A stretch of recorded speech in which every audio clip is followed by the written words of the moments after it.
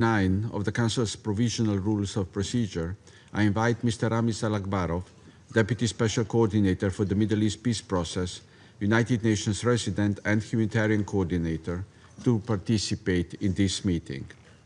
It is so decided.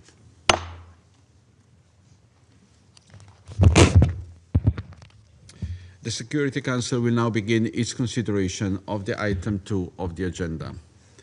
I wish to draw the attention of the Council members to document S/2025/807, the report of the Secretary General on the implementation of Security Council Resolution 2334. I now give the floor to Mr. Ramiz Alakbarov.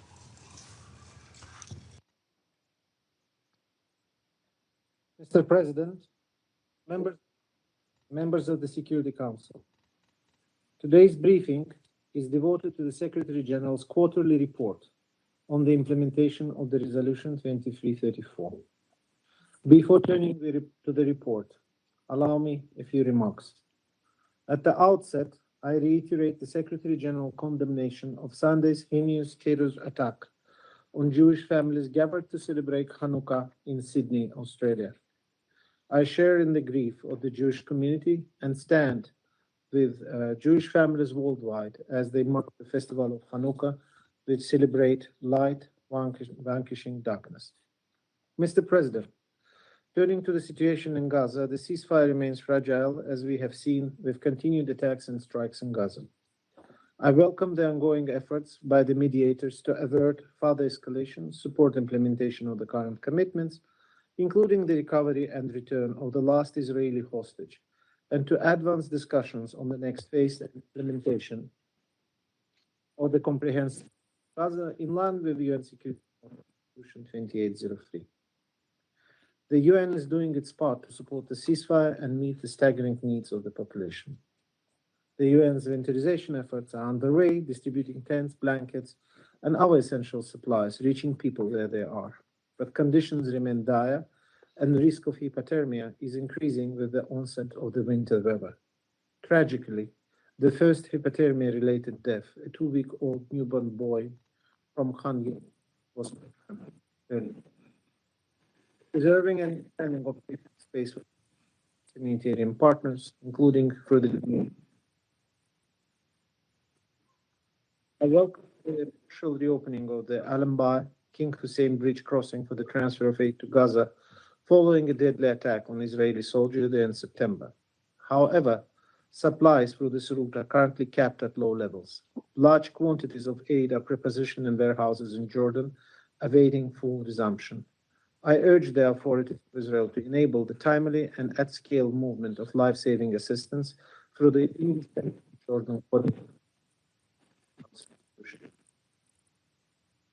Mr. President, in concerning development on 8 December, Israeli authorities forcibly entered the UNRWA compound in East Jerusalem, seizing property and replacing the UN flag with Israeli flag.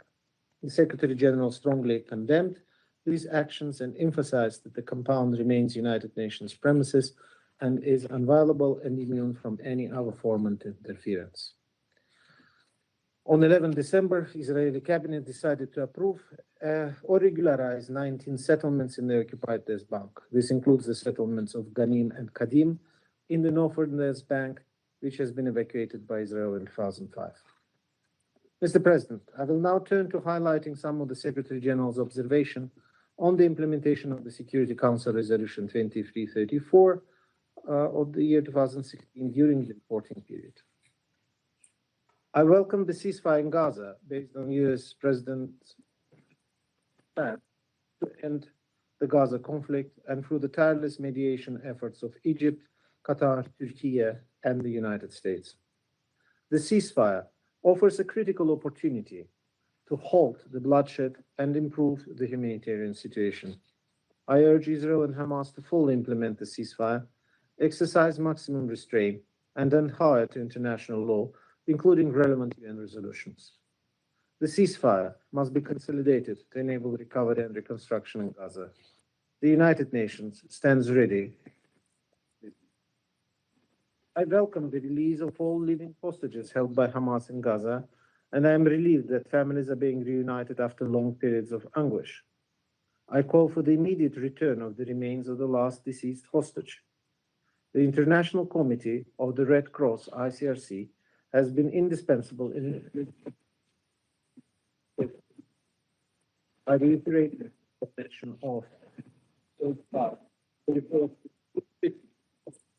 including sexual violence and by the withholding of some violence. I unequivocally condemn the killing and injury of civilians in Gaza, including children and women. While the ceasefire has largely held, periodic Israeli military strikes continue, causing significant civilian casualties and extensive damages to homes and infrastructure. Armed Palestinian attacks against Israeli soldiers have also continued. Gunfire and shelling near withdrawal lines and attacks on civilians attempting to return home or access land have resulted in further loss of life. Such incidents must immediately cease. I am deeply concerned by the dire humanitarian situation in Gaza, where infrastructure damage is catastrophic. While hunger has improved due to increased aid and commercial foods out of reach for most of the population, alongside with severe sources of clean water, medical care, and shelter. Humanitarian access remains restricted, with aid convoys facing logistical and security obstacles. I call on all parties to respect humanitarian law and allow the full unimpeded entry of humanitarian assistance. I condemn relentless Israeli settlement expansions in the West Bank, including East Jerusalem, which fuels tensions, impedes Palestinian land access, and threatens the viability of the contiguous and sovereign Palestinian state. Expanding or settlement, including outposts, coincides with rising settler attacks, further entrenching the unlawful occupation and violating international law, undermining Palestinian self-determination. All Israeli settlements in the West Bank, including East Jerusalem, and related infrastructure have no legal validity and violate international law and UN resolutions. In 2025, settlement advancement reached its highest point since UN began tracking in 2017. I urge Israel to abide by its obligation under international law, recalling the International Court of Justice opinion of 19 July 2024, which obliges Israel to cease all settlement activities, evacuate settlers, and end its unlawful presence in the occupied Palestinian territory promptly. Escalating violence and tensions in the West Bank are alarming. Israeli security operations in the Northwest Bank caused high fatalities, population displacement, and large-scale destruction, especially in refugee camps. Continued Israeli security presence in camps contravenes obligations to end the unlawful occupation. I condemn rising settler violence across the West Bank, which intensified during the olive harvest. Attacks have become more frequent and violent, often with the presence or support of Israeli security forces. Palestinian farmers have faced assault, harassment, and obstruction from their lands. Olive trees are uprooted or burned, and the entire harvest destroyed. These attacks deprive families of vital livelihoods and risk forcible displacement. Israeli authorities must prevent attacks, hold perpetrators accountable, and ensure the safe access for farmers. I condemn continued armed attacks by Palestinians against Israelis.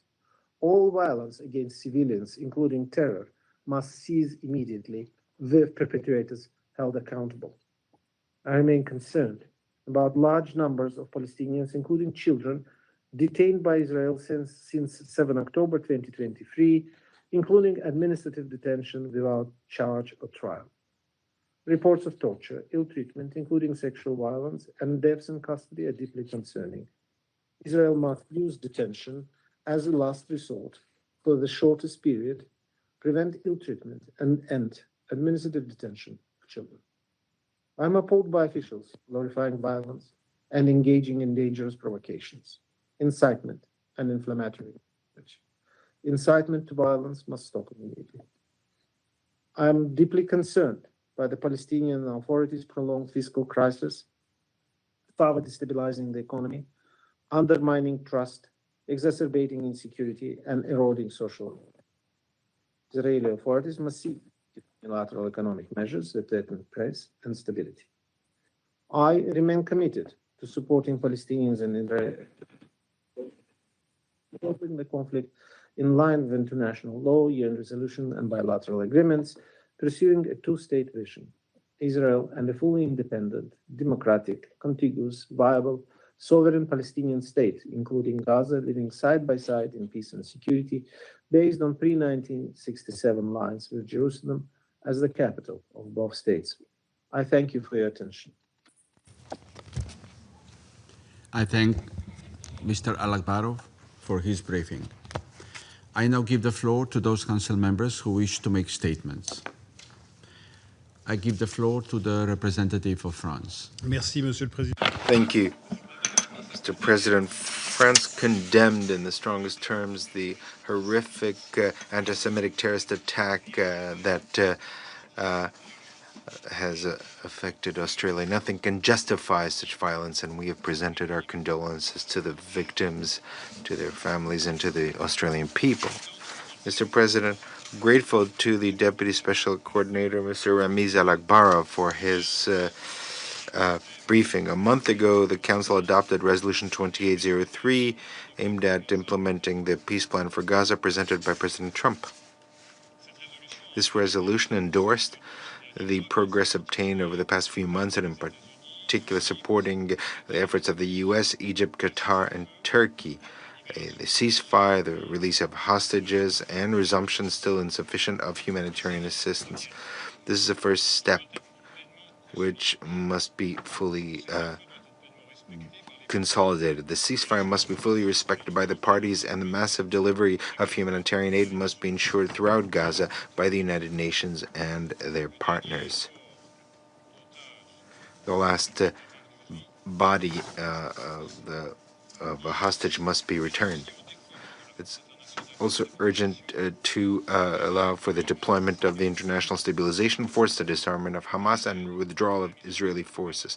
In parallel, the establishment of a transition government in Gaza must lead to a return of a reformed Palestinian Authority, and France intends to fully contribute to these efforts. At the same time, the situation in the West Bank and the East Bank and the East Jerusalem, is deteriorating severely, marked by an alarming intensification of violence. France would like to recall that the future of Gaza and of the West Bank are interconnected. Violence in the West Bank compromises prospects for lasting peace and security for Palestinians and for Israelis.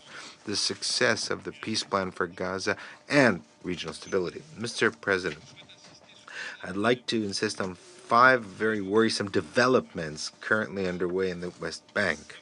First of all, Israeli military operations are intensifying, with the launch of a major operation in the north, leading to the forced displacement of populations, in particular in refugee camps, and violations of human rights.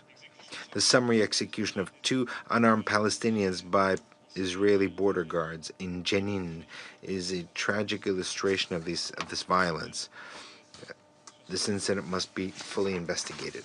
Secondly, a massive increase of violence by settlers against Palestinian civilians has sowed terror and compromised the stability of the West Bank, as well as prospects for global comprehensive peace and security. France calls Israel to protect the Palestinian population and to punish the perpetrators of the violence.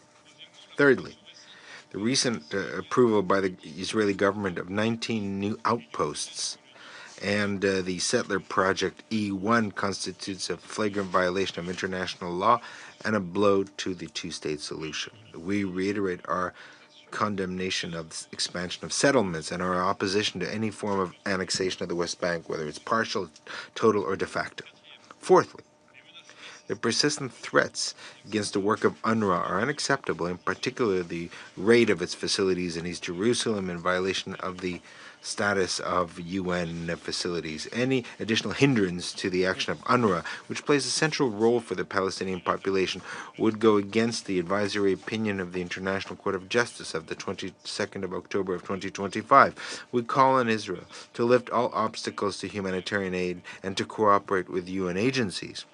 Conformity with this advisory opinion, including by opening all the crossing points and by ceasing to refuse in an arbitrary way the delivery of essential goods for the survival of the population delivered by the UN. Fifthly, the persistent refusal by the Israeli government to restore to the Palestinian Authority its tax receipts and renew the system of banking corresponding banks is unjustifiable. The weakening of the Palestinian Authority compromised its ability to implement reforms and assume its responsibilities in Gaza as anticipated by Resolution 2803.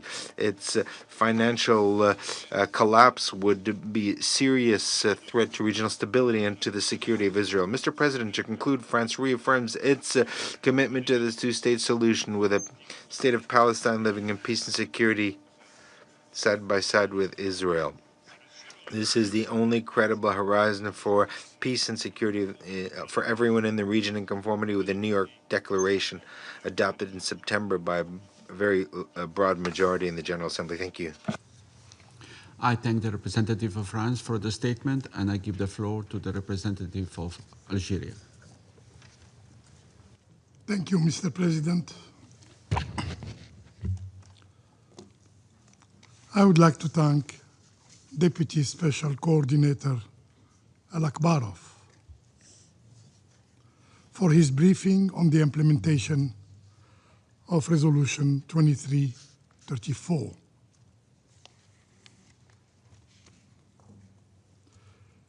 This resolution is a clear message of law and responsibility. It affirmed that the Israeli actions in the occupied Palestinian Authority constitute violation of international humanitarian law. Yet, what has followed is not compliance, but defiance, an open disregard not only for international law, but for the authority of this council itself. President, this is the last meeting on the question of Palestine in which my delegation, the delegation of Algeria, participates as an elected member of this council. One might therefore ask, is it still worth repeating what is already written, what is already documented? And should I say, what has been ignored? The Secretary General has spoken. His report has spoken. The fact on the ground has spoken clearly, accurately, relentlessly. In the West Bank, settlements have reached their highest recorded level. Legislative steps have been taken to extend Israeli occupation law to settlements. Tens of thousands of Palestinians have been forcibly displaced. More than 1,000 military operations have resulted in the detention of over 860 Palestinians, among them at least 50 children. 50 children. Settlers' terrorism has become a daily occurrence, averaging 5 incidents a day throughout this year. Just yesterday, Just yesterday, Israeli forces demolished 2 more buildings in Ramallah and in East Jerusalem. Thus, more than 1,000 demolitions have been carried out since October 2023.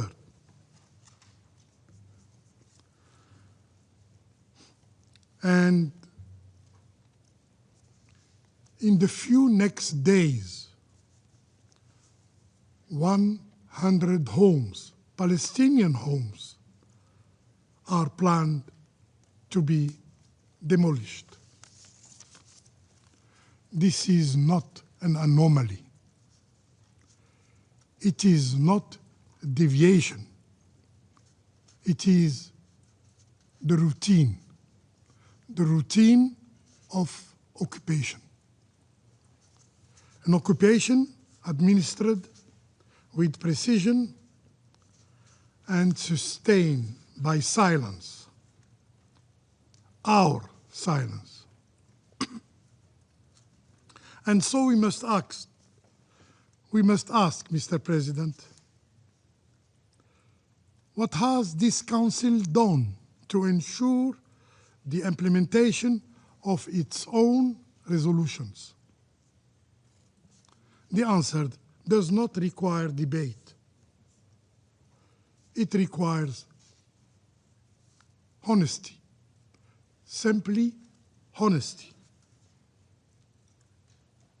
This Council did nothing. Nothing.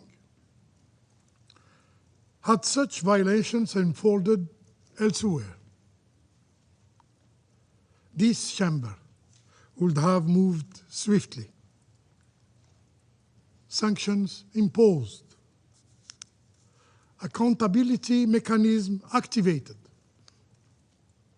perpetrators named and restrained. Here, however, the opposite has occurred. Protection, yes, protection instead of pressure. Reward instead of restraint. It is not this climate of immunity, of impunity, that has emboldened the Israeli occupying authorities to assault. Just last week, the headquarters of UNRWA, an act Algeria condemns strongly. UN premises are inviolable under international law. This is not a subject of interpretation. It is an obligation. Mr. President,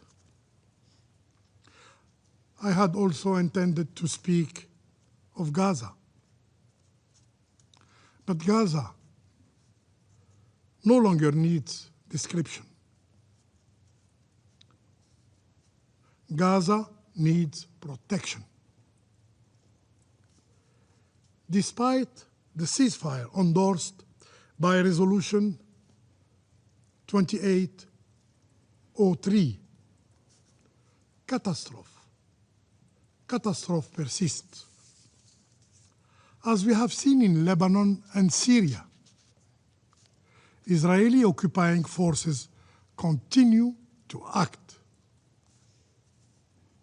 continue to bomb, as though ceasefire arrangement bind everyone except themselves.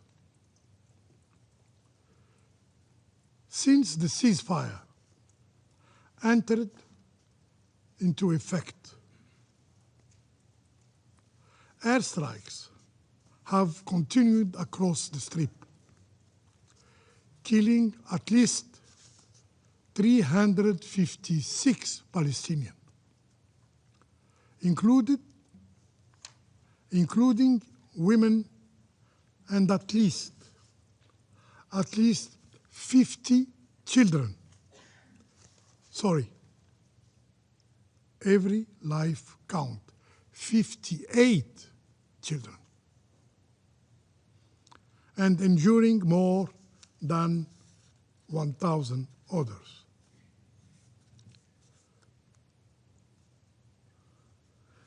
Since the ceasefire entered into effect, nearly 600 violations were recorded. This is not a ceasefire. A ceasefire violated daily ceases to exist. It becomes merely the management of violence. The normalization of death. Israel's genocidal war on Gaza continue unabated. And we therefore call upon the guarantors of the ceasefire. Yes, the guarantors of the ceasefire to uphold their responsibility, to have the courage to uphold their responsibilities, not rhetorically, but practically, not selectively, but fully, to ensure that the Israeli occupying power complies with its commitment in good faith, without exception and without delay. Mr. President, 2 years have passed. Yet, for the Palestinian people, they have amounted to an entire age, a period marked by a brutal aggression by the Israeli occupying forces. An aggression directed to existence itself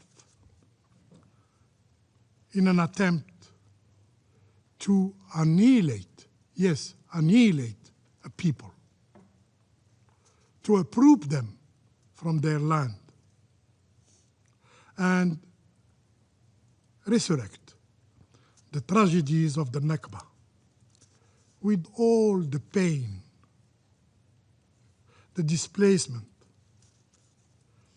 and deprivation it carries. During this period, the price paid in Palestinian blood has been without precedent in the Middle East. In Gaza alone, more than 70,000 people have been killed and over 170,000 wounded. These are figures that bear witness to the scale of the tragedy, a tragedy that targeted children and women, journalists and humanitarian workers, doctors and relief personnel. A tragedy from which even United Nations staff were not spared. It is among the darkest chapters humanity has known in this century. It is among the greatest tests of the conscience of humankind. confronted with the enormity of this suffering and the magnitude of the catastrophe, Algeria, throughout its membership in this council, sought to stand by its Palestinian brothers and sisters, sought to spare no efforts to lift the injustice, yes, the injustice inflicted upon them. Yet it became painfully clear that the Israeli occupation enjoys impunity within this council. This is a moment when the very legitimacy of the international system has come under question, and its effectiveness under doubt.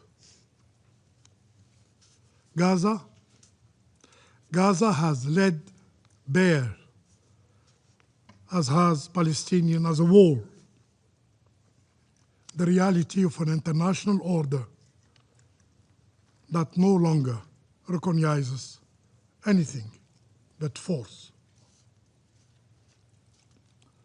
A message echoing across the world that the logic of power has become the principal driver of international relations at the expense of law, of justice, and the principles upon which this organization, the United Nations, was founded. In closing, Mr. President, as Algeria concludes its term in the Security Council, it reiterates again and again, as affirmed by the President of the Republic, Mr. Abdelmajid Tebboune, and I quote, "Algeria will remain faithful to its commitment in support of our brothers and sisters in occupied Palestine. Algeria will spare no effort in defending their legitimate rights until full sovereignty is restored and a free, independent state of Palestine is established." I thank you. I thank the representative of Algeria for the statement. I give the floor to the representative of the Russian Federation. Thank you, Mr. President. We are grateful to the Deputy Special Coordinator of the United Nations for the Middle East peace process, Ramiz Alakbarov, for the detailed briefing on the situation on the occupied Palestinian territory in the context of the implementation of Security Council Resolution 2334. It is with deep regret that we are compelled, following the briefer, to observe the fact that the long-anticipated ceasefire in Gaza did not usher in alleviation of the plight of the residents of the West Bank, where, in addition to frequent military raids, the Israelis have launched a military operation in Tubas and Jenin. Since late September in the West Bank of Jordan River, including East Jerusalem, Israeli security forces and armed settlers have killed more than 40 Palestinians. More than 800 were wounded. And in October, the settlers carried out more than 260 attacks, which broke the record since 2006. These attacks became a part of a systematic campaign not just to intimidate local residents, but also to strip them of means of existence. The settler raids targeting olive harvests, together with the drought and unlimited access of farmers and agricultural workers to their lands, have already resulted in the lowest harvests since 2025, and this is the main source of revenue for the residents of the West Bank. The plans for the construction of new Israeli settlements on the West Bank are moving apace at a record tempo. In 2024, there were 26,170 housing units approved for erection, and in 2025, that number nearly doubled, reaching 47,390 units. In parallel, an illusion is being established of a legal justification for this illegal expansion. On the 12th of December, the Israeli Ministerial Cabinet decided to legalize the 19 settlements on the West Bank, to give them a legal status. The Israeli leadership also clings to the idea of the de facto annexation of the West Bank of the Jordan River.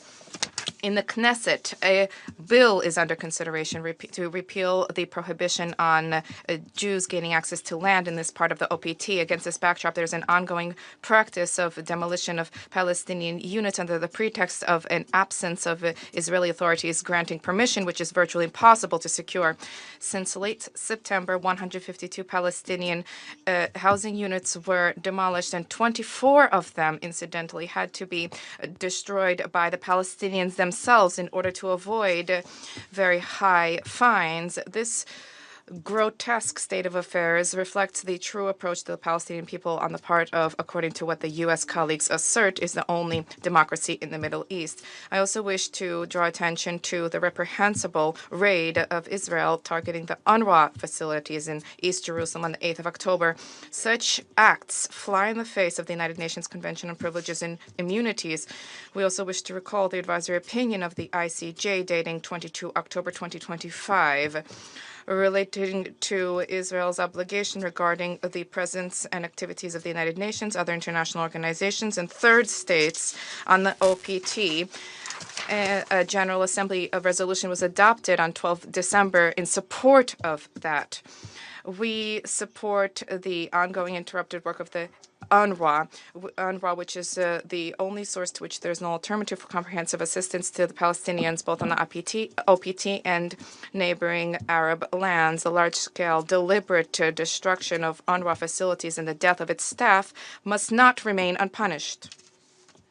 Mr. President, speaking of Gaza, there's a need to recognize that as part of the implementation of Donald Trump's plan, it has been possible to stem the large-scale bloodletting and hunger in the Strip. However, a lasting ceasefire has not been achieved. Since the 10th of October, Israel rained approximately 800 strikes down on Gaza, as a result of which at least 386 people died. The Israeli side continues to position significant obstacles to delivery of humanitarian assistance. The flow of cargo cleared for import only covers 35% of the needs, and entire categories of objects are arbitrarily being prohibited under the pretext of their being dual use in nature. Under these circumstances, the responsibility for the implementation of the provisions of the Comprehensive Peace Plan on Gaza lies with the United States and those states who publicly supported the adoption of Security Council Resolution 2803.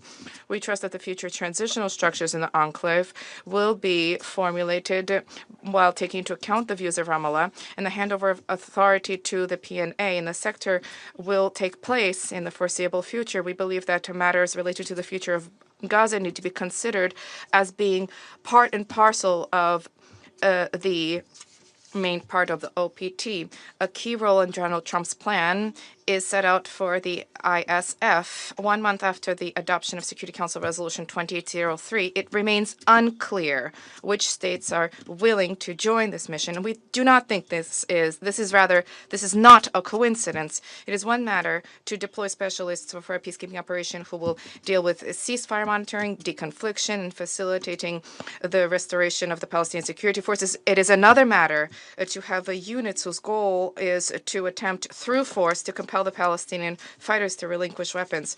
This objective is liable to transform the ISF into a party to the conflict, with all of the attendant consequences, which multiply security risks for the foreign contingents deployed there. One cannot expect the ISF to achieve the impossible. We urge mediators to focus on seeking launch comprehensive negotiations to resolve the issue of disarmament of Palestinian groups and withdrawal of Israeli units from Gaza. The whole world has witnessed the horrors of a military attempts at military solution over the past 2 years. The time is ripe for real diplomacy on the ground, real diplomacy which has nothing to do with loud proclamations, real diplomacy which requires compromise and calm. Russia had and continues to embrace a principled position of Palestinian-Israeli settlement. Over the course of the wave of the recent outbreak of conflict and escalation, we called for immediate, unconditional, comprehensive ceasefire with the delivery of safe and unimpeded humanitarian assistance in accordance with the well-known guiding principles. We call for the launch of the peace process on a universally recognized international legal basis, including a two-state solution which will usher in the creation of an independent, viable state of Palestine within the 1967 borders, with the capital in East Jerusalem, coexisting in peace and security with Israel. At the same time, we consistently advocate uncompromising efforts to combat terrorism and extremism in all of their forms and their manifestations. For this reason, we vehemently condemned the barbaric extremist attack targeting Sydney during the commemorations of the Jewish holiday of Hanukkah on the 14th of December, as a result of which innocent civilians, including a Russian compatriot, died. We extend our deepest condolences to the families of the dead, and we wish a speedy recovery to those who have been injured. Thank you for your attention. I thank the representative of the Russian Federation for the statement, and I give the floor to the representative of China. Thank you, President. I wish to begin by expressing our condolences to the victims of the mass shooting that struck Sydney, Australia, and expressing our solidarity with the bereft families and those injured. I thank Deputy Special Coordinator Mr. Alakbarov for his briefing. When the Middle East is in turmoil, the world cannot be at peace. The Palestinian question remains at the very heart of the challenges in the Middle East. The latest outbreak of the Gaza conflict has brought unimaginable suffering to both Palestinian and Israeli civilians and triggered severe spillover effects across the Middle East. While the first phase ceasefire agreement in Gaza has been reached, the prospect of peace remains distant. The historical injustices endured by the Palestinian people persist. The Palestinian question should never be relegated to the margins. The international community must further build consensus and take more proactive actions to advance a political solution. First, violent conflict must not resume. A comprehensive and lasting ceasefire in Gaza must be secured. Over the past 2 months, frequent violations of the ceasefire agreement in Gaza have resulted in the death of over 300 civilians. Reaching a ceasefire agreement must entail the complete cessation of all hostilities, not merely a downgrade from intense conflict to a low-intensity attacks. Any reckless violation of the agreement could jeopardize and ultimately collapse the tenuous ceasefire. China calls on all parties, Israel in particular, to immediately fulfill their commitments under the ceasefire agreement, refrain from actions that could escalate tensions, and work toward achieving a genuine, comprehensive, and lasting ceasefire. Relevant mediating parties should take concrete steps to ensure the implementation of the ceasefire agreement. Second, the suffering of civilians must not continue. Urgent action is needed to improve the humanitarian situation in Gaza. Winter storms have brought torrential rains, inundating numerous temporary camps and placing hundreds of thousands of displaced people under severe threat. Israel's continued restrictions on access to essential supplies are impeding the efforts of UNRWA and other humanitarian agencies to deliver critical assistance. Last week, the UN General Assembly overwhelmingly adopted a resolution supporting the advisory opinion of the International Court of Justice, which clearly affirms Israel's obligations as the occupying power to ensure humanitarian supplies to Gaza and to cooperate with UNRWA and other relevant agencies. China urges Israel to earnestly fulfill its obligations under international law, open all border crossings, lift access restrictions on humanitarian supplies, and support the work of the UN and other aid agencies. Third, the situation in the West Bank must not be overlooked. Unilateral actions in violation of international law must cease immediately. The occupying power continues to advance settlement policies, demolish Palestinian homes, condone settler violence resulting in massive civilian casualties and displacement, settlement activities violate international law and Council Resolution 2334, shrinking Palestinian living space, and eroding the foundations of the two-state solution. We call on Israel to immediately cease all settlement activities, curb settler violence, and refrain from undermining the governance foundations of the Palestinian Authority. This includes the prompt return of withheld tax revenues and the removal of restrictions imposed on the Palestinian economy. Fourth, justice and fairness must prevail. The two-state solution must be implemented without delay. Implementing the two-state solution, establishing an independent state of Palestine, is the only viable path to resolving the Palestinian question. Any arrangements concerning Gaza's future must be guided by the principle of Palestinians governing Palestine. Any attempt to alter Gaza's territorial or demographic composition must be firmly rejected. 1 month has passed since the Security Council adopted Resolution 2803. The relevant country should act with a sense of responsibility toward the Palestinian people, the Security Council, and the international community by providing timely updates to the Council and ensuring the Council's close and sustained attention and effective engagement. The international community must redouble its efforts to advance the two-state solution, support the early establishment of an independent state of Palestine, and facilitate its full membership in the UN. President, China firmly supports the just cause of the Palestinian people in restoring their legitimate national rights. Recently, President Xi Jinping has on multiple occasions comprehensively articulated China's position and proposals for resolving the Palestinian question and announced that China will provide $100 million in assistance to Palestine to help alleviate the humanitarian crisis in Gaza and support its recovery and reconstruction. China will continue to work with the international community to promote a comprehensive and lasting ceasefire in Gaza, alleviate the humanitarian crisis, and make unremitting efforts towards a comprehensive, just, and lasting solution to the Palestinian question at an early date. Thank you, President. I thank the representative of China for the statement. I now give the floor to the representative of the United States. Thank you, Mr. President, and thank you, Deputy Special Coordinator Al-Akbarov. Before I begin, I want to pause to remember those killed and injured on Bondi Beach this weekend, celebrating Hanukkah.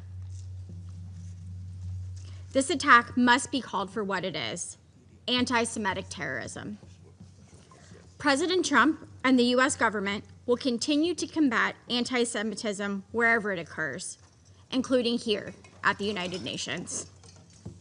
Last week, Ambassador Waltz traveled to Jordan and Israel, where he had the honor of spending time with the mother and father of Police Sergeant Ran Gavili, the last remaining hostage in Gaza. There, Ambassador Waltz learned of Ran's heroism.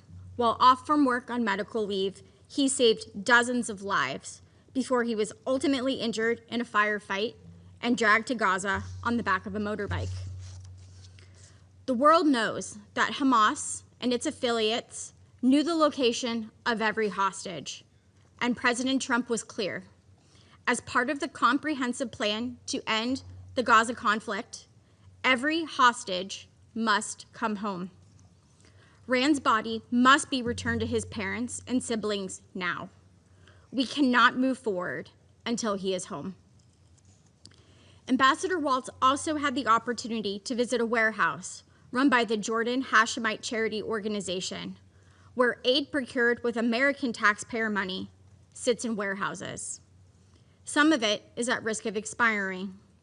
However, due to U.S. advocacy, humanitarian aid is transiting the Allenby crossing again, with World Food Program trucks passing through on December 10th. We will continue to work with our partners in Jordan and Israel to fully reopen the Jordan corridor for the more effective government-to-government route. This corridor is the most efficient and accountable route for providing much-needed aid to Gaza.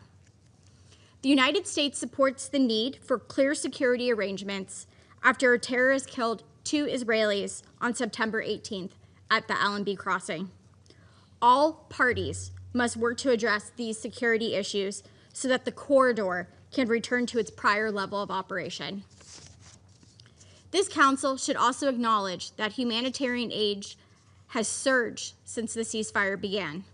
The efforts of the United States and our partners are improving the humanitarian situation on the ground. Over 30,000 commercial and humanitarian trucks have entered Gaza, bringing food, shelter, and medicine, all thanks to the efforts of President Trump and the Civil Military Coordination Center, known as the CMCC.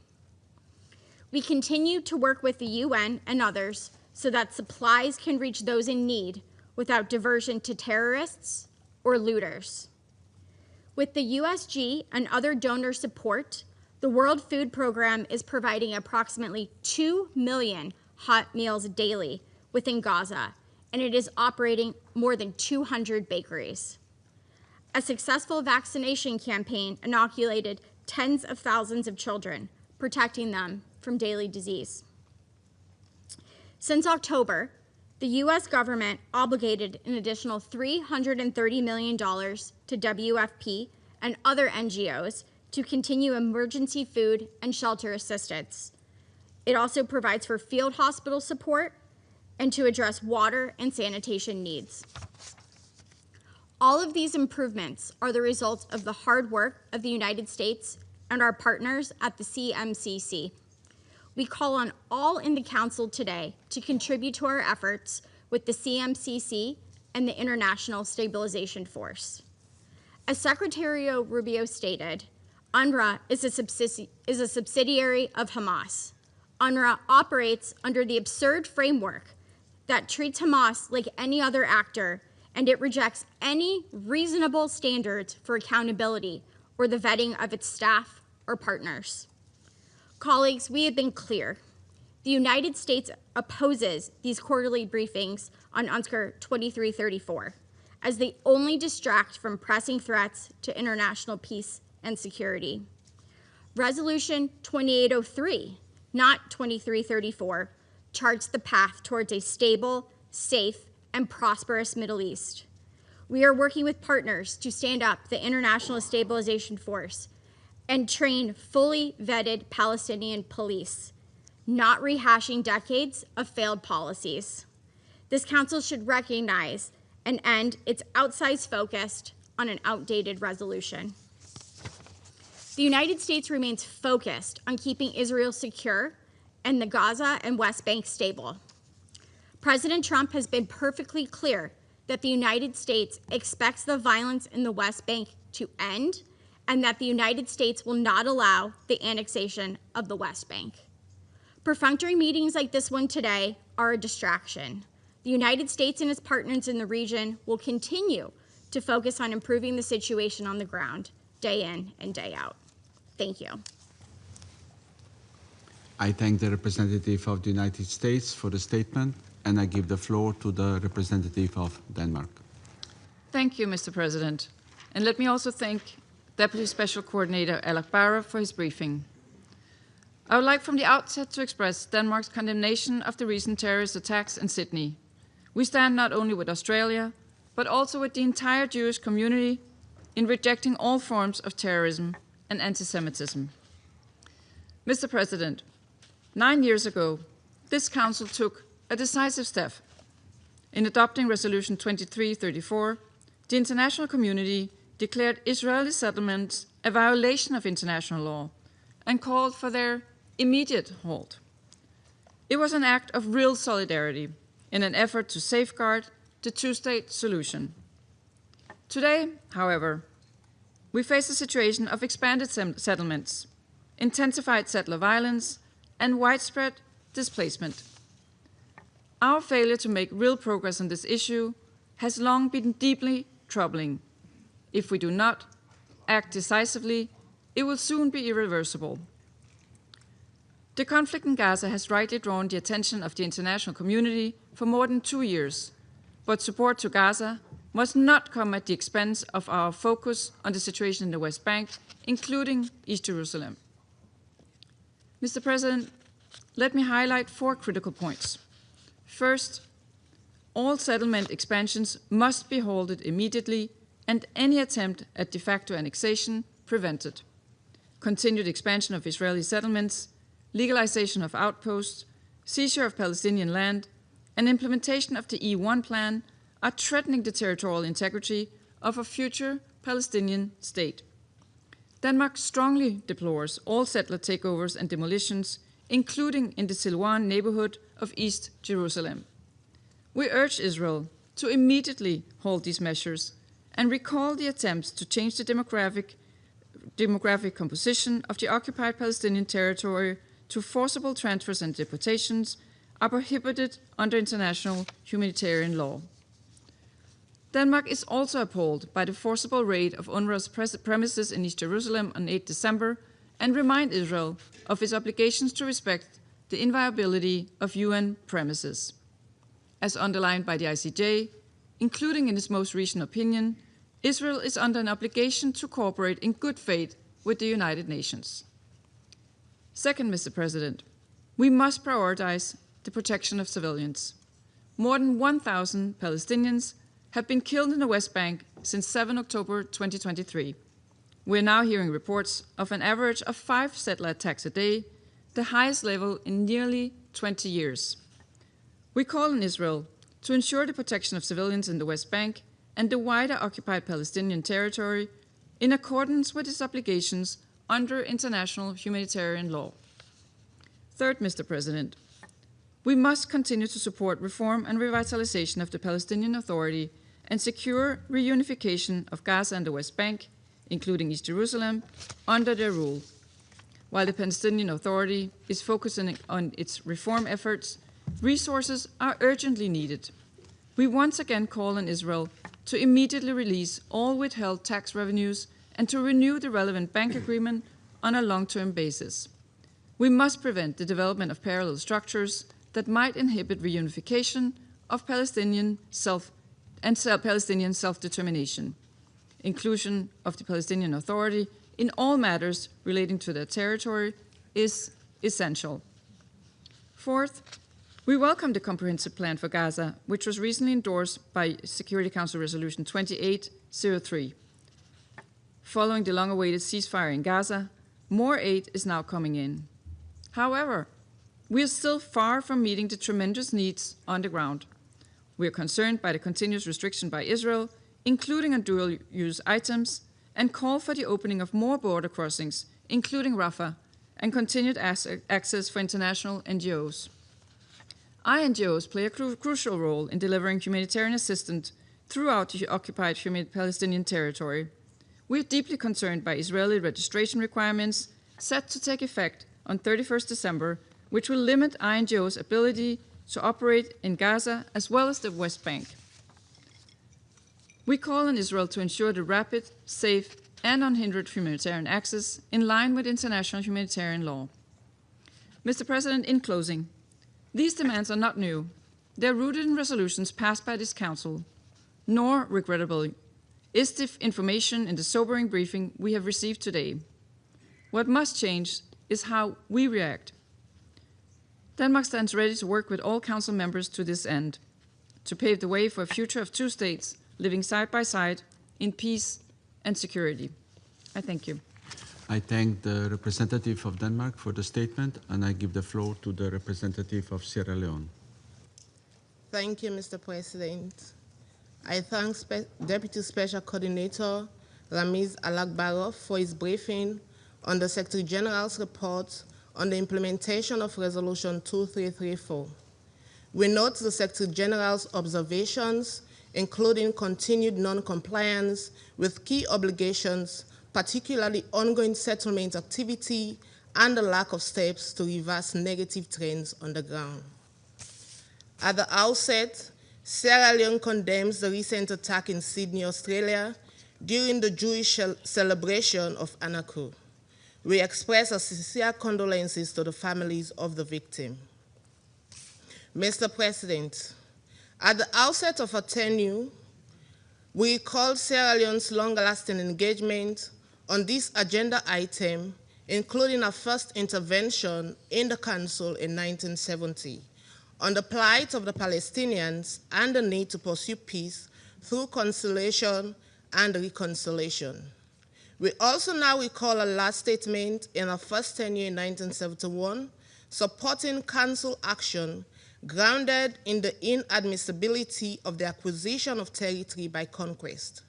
Those principles remain relevant today. For Sierra Leone, the situation in the Middle East, including the Palestinian question, remains fundamentally a matter of justice and the application of the Charter of the United Nations and international law. Our position has been consistent. We support a just and lasting peace through a negotiated two-state solution that guarantees Palestinian self-determination, ends the occupation, and ensures Israel's security. Today, the humanitarian situation in Gaza remains grave. The Secretary General's reporting confirms wide-scale devastation of civilian infrastructure, alarming levels of malnutrition, and continued impediment to humanitarian access. We reiterate the obligation to facilitate safe, rapid, sustained, and unhindered humanitarian access at scale required, and we stress the duty to respect and protect United Nations and humanitarian personnel, medical workers, and journalists, including UNRWA and other UN agencies, whose humanitarian mandates and immunities must be respected. We are equally concerned by the development in the West Bank, including East Jerusalem, marked by increased settler violence, settlement expansion, demolition, access restrictions, and inflammatory rhetoric. These trends undermine the contiguity and viability of a future Palestinian state. In line with Resolution 2334, settlement activity must cease and steps must be taken without delay to prevent violence against civilians and ensure accountability for perpetrators. We note positive development in recent months attributable to sustained international engagement, including mediation efforts and the comprehensive plan endorsed by Resolution 2803, which helped reduce hostility, enabled humanitarian operation, and supported the release of hostages. While the ceasefire is largely holding and there are signs of stabilization in Gaza, reports from the West Bank, including the demolition, displacement, and movement restriction, remain deeply troubling. We also welcome diplomatic efforts to restore a credible political horizon, including the high-level international conference for the peaceful settlement of the question of Palestine and implementation of the two-state solution, culminating in the adoption of the New York Declaration aimed at advancing the two-state solution through meaningful international collaboration. As Sierra Leone concludes its tenure on the Security Council, we underline 5 points. First, we reiterate our support for a just and lasting peace in the Middle East, grounded in international law, the protection of civilians, and a negotiated two-state solution, with an independent, viable, and contiguous state of Palestine living side by side with Israel in peace and security. This requires a negotiated settlement in which the rights aspirations and security of both Israelis and Palestinians are recognized, respected, and safeguarded in accordance with the Charter and relevant United Nations resolution, including by ending settlement expansion, demolition, incitement, and all actions that undermine prospects for peace. Second, we stress the imperative of compliance with international law and relevant General Assembly actions, including General Assembly Resolution ES 1024 of 18 September 2024, which addressed the International Court of Justice advisory opinion on the legal consequences arising from Israel's policies and practices in the occupied Palestinian territory, including East Jerusalem. These resolutions call for an end to action that harms civilians and undermine the two-state solution, and for affirmative steps to reverse negative trends. Third, Security Council resolutions, including recent Resolution 2803, must be implemented in good faith. We underscore the expectations set out in that resolution, including that the ceasefire be respected and strengthened, that civilians be protected in accordance with international humanitarian law, and humanitarian access be fully enabled and unimpeded, that the transitional arrangements lead within a defined time frame a unified and legitimate Palestinian governance over the occupied Palestinian territory. The cessation of hostilities must be consolidated into durable calm and coupled with credible steps to revive a political process that ends the occupation and restores a viable path to peace. Fourth, integral to the credible political process is the admission of the State of Palestine as a full member of the United Nations and the finalization of its statehood. The security of Israel and its full integration in the region must also be safeguarded. The viability of the two-state solution requires that both peoples see a future of hope, dignity, and mutual security. Fifth, the reconstruction of Gaza must also be addressed with urgency and integrity. Gaza's recovery cannot be deferred, nor pursued in ways that entrench displacement or fragmentation. Reconstruction should restore basic services and livelihoods, support the safe, voluntary, and dignified return of civilians consistent with international law, and advance unified and legitimate Palestinian governance within an agreed time frame. Mr. President, I live with the hope that the Palestinian question will be resolved without further delay.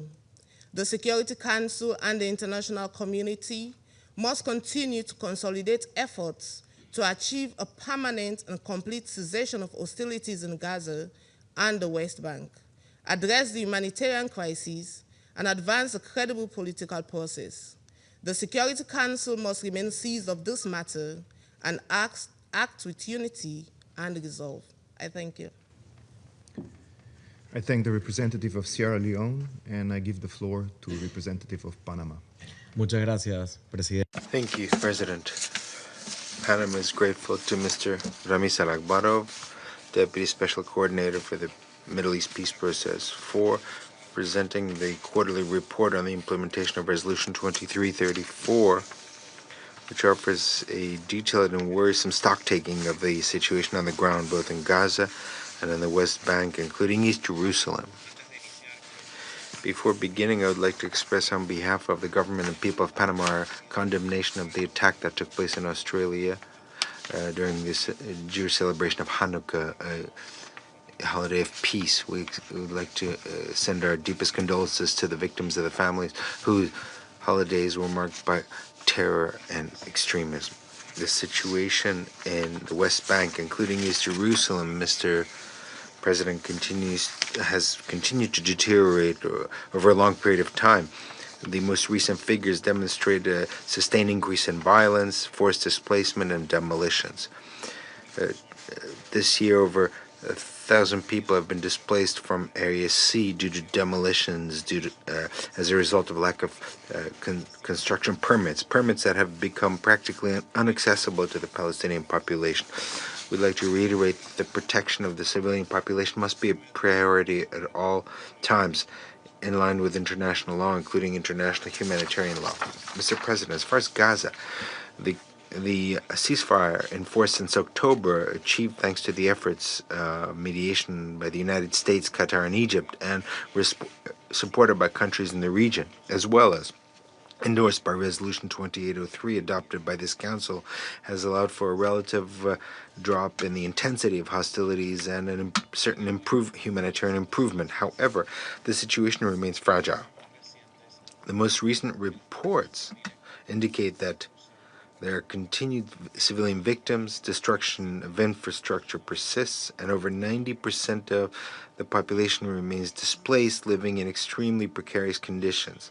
The humanitarian situation continues to be critical, recently aggravated by severe climate conditions that have led to the collapse of structures that had already been damaged, flooding in medical facilities, and new waves of displacement. Panama values and supports the efforts of the United Nations and its partners to step up assistance, including reopening of healthcare services, provision of food, and support to the displaced population. However, these efforts continue to be inadequate in the face of the scale of the needs.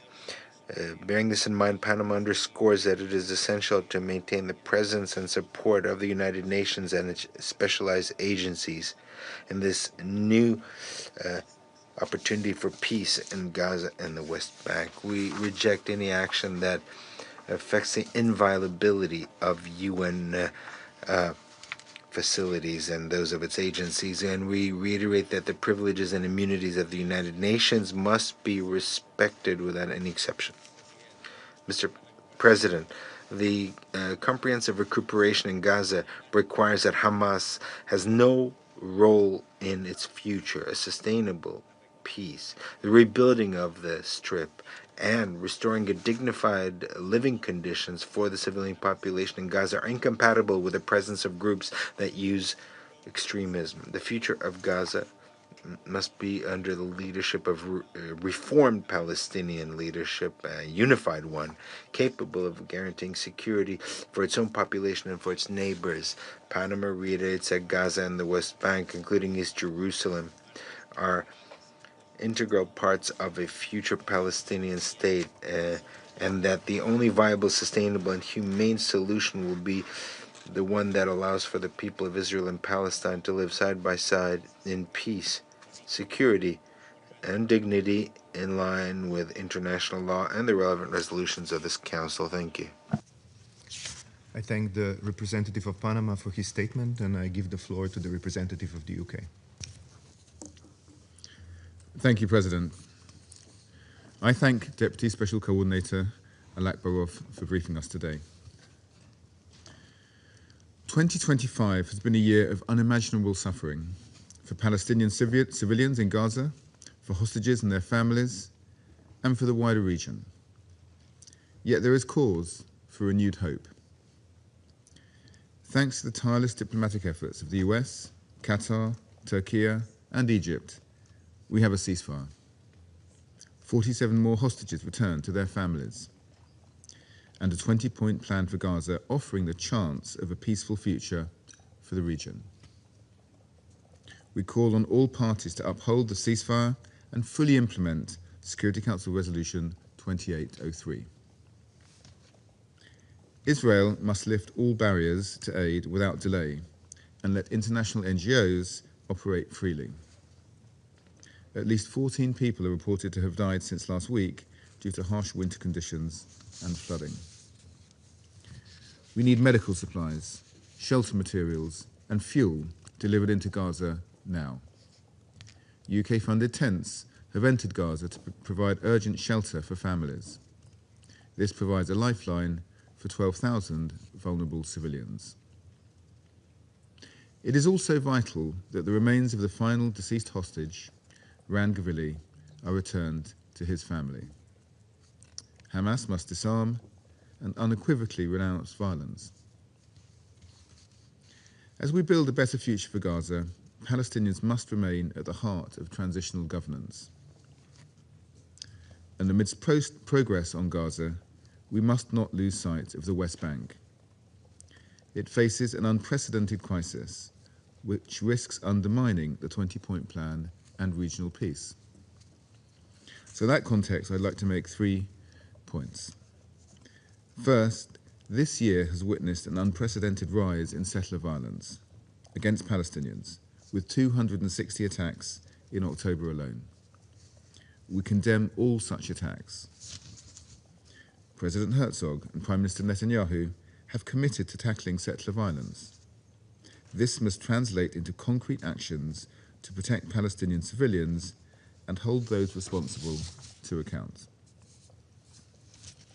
We were shocked by reports of Israeli authorities entering an UNRWA compound on 8 December without authorization. UN premises are inviolable. Israel must comply with its obligations under international law. UNRWA plays an indispensable role supporting Palestinians in the West Bank, Gaza, and in the region. Second, we reiterate our firm opposition to settlement policies that violate international law and any form of forcible annexation. The reported approval of 19 new settlements in the West Bank, continued evictions of Palestinian families in Silwan in East Jerusalem, and the expropriation of the entire Acropolis of Sebastia and surrounding lands take us further away from peace. Third, the economic situation in the West Bank remains on a cliff edge. We call on Israel urgently to release withheld tax revenues, increase shekel transfer limits, and confirm a longer-term extension for correspondent banking relationships to avert economic collapse. President, the year ahead offers a chance to turn a page on 2 years of tragedy and chart a course towards peace. The UK will work with all our partners to implement Resolution 2803, promote West Bank stability, and develop an irreversible pathway towards a two-state solution. I thank you. I thank the representative of the UK for his statement, and I give the floor to the representative of Pakistan. Thank you, President. Pakistan joins colleagues in strongly condemning the heinous attack in Sydney at a religious gathering. We extend our deepest condolences to the families of victims and wish a speedy recovery to the injured. Pakistan unequivocally condemns terrorism in all forms and manifestations. We also thank Deputy Special Coordinator Ramiz Al-Akbarov for his sobering briefing. The Palestinian people have endured decades of illegal occupation marked by dispossession and denial of their inalienable rights. Over the past 2 years, this suffering has escalated to an unprecedented scale in Gaza. And more than 70,000 Palestinians, mostly women and children, have been killed, with communities destroyed and essential systems collapsing. Despite the bleak reality, the international community has sought to preserve the possibility of peace. A high-level conference in July and the General Assembly's endorsement of the New York Declaration established a multilateral pathway to revitalize the two-state solution. And President Trump's leadership and persistent efforts resulted in the peace plan and the Sharm el-Sheikh summit, mobilizing regional and international actors around urgent priorities, namely ending the bloodshed, maintaining the ceasefire, responding to the humanitarian catastrophe, reuniting families with detainees and hostages, and reopening a credible political process towards Palestinian self-determination and statehood. Pakistan acknowledges the facilitation of the United States, Qatar, Egypt, and Turkey in this regard. These efforts culminated in the adoption of Security Council Resolution 2803, which Pakistan supported as part of the group of 8 Arab and Islamic countries engaged in this process and in full alignment with the position of the State of Palestine and the Arab countries. All these efforts reflect a shared recognition that the status quo is untenable and that only a political horizon grounded in international law can offer a way forward. No resolution of the Security Council can be unilaterally declared outdated. They remain relevant and in force until they are implemented. Pakistan's position remains principled and consistent. The Israeli occupation of the occupied Palestinian territory must end, and the Palestinian people must be enabled to exercise their inalienable right to self-determination through the establishment of an independent sovereign state of Palestine. President, the role of UNRWA remains crucial and cannot be allowed to be undermined by unwarranted and unfounded criticism. On 12th of December, the foreign ministers of 8 Arab Islamic countries reaffirmed the indispensable role of UNRWA in safeguarding the rights and well-being of Palestinian refugees. The ministers condemned the storming of the UNRWA headquarters in Sheikh Jarrah, neighborhood of East Jerusalem by Israeli forces, as this attack represents a flagrant violation of international law and the inviolability of UN premises. And it violates the advisory opinion of the ICJ of 22nd October 2025. The Secretary General's latest report on the implementation of Resolution 2334 paints an alarming picture. During the reporting period, Israeli authorities advanced over 6,300 housing units in the occupied West Bank, including East Jerusalem, with a significant concentration in Area C and sensitive areas such as E1. It underscores that settlement activity in 2025 has reached the highest levels since the United Nations began systematic tracking. These actions, as reinforced by the July 2024 advisory opinion of the ICJ and identified in Resolution 2334, have no legal validity and are a violation of international law as they continue to entrench the occupation and undermine the viability of the two-state solution. Looking ahead, Pakistan wishes to highlight following points. First, Resolution 2803 must be implemented in full and in good faith. The momentum generated at Sharm el-Sheikh must be sustained.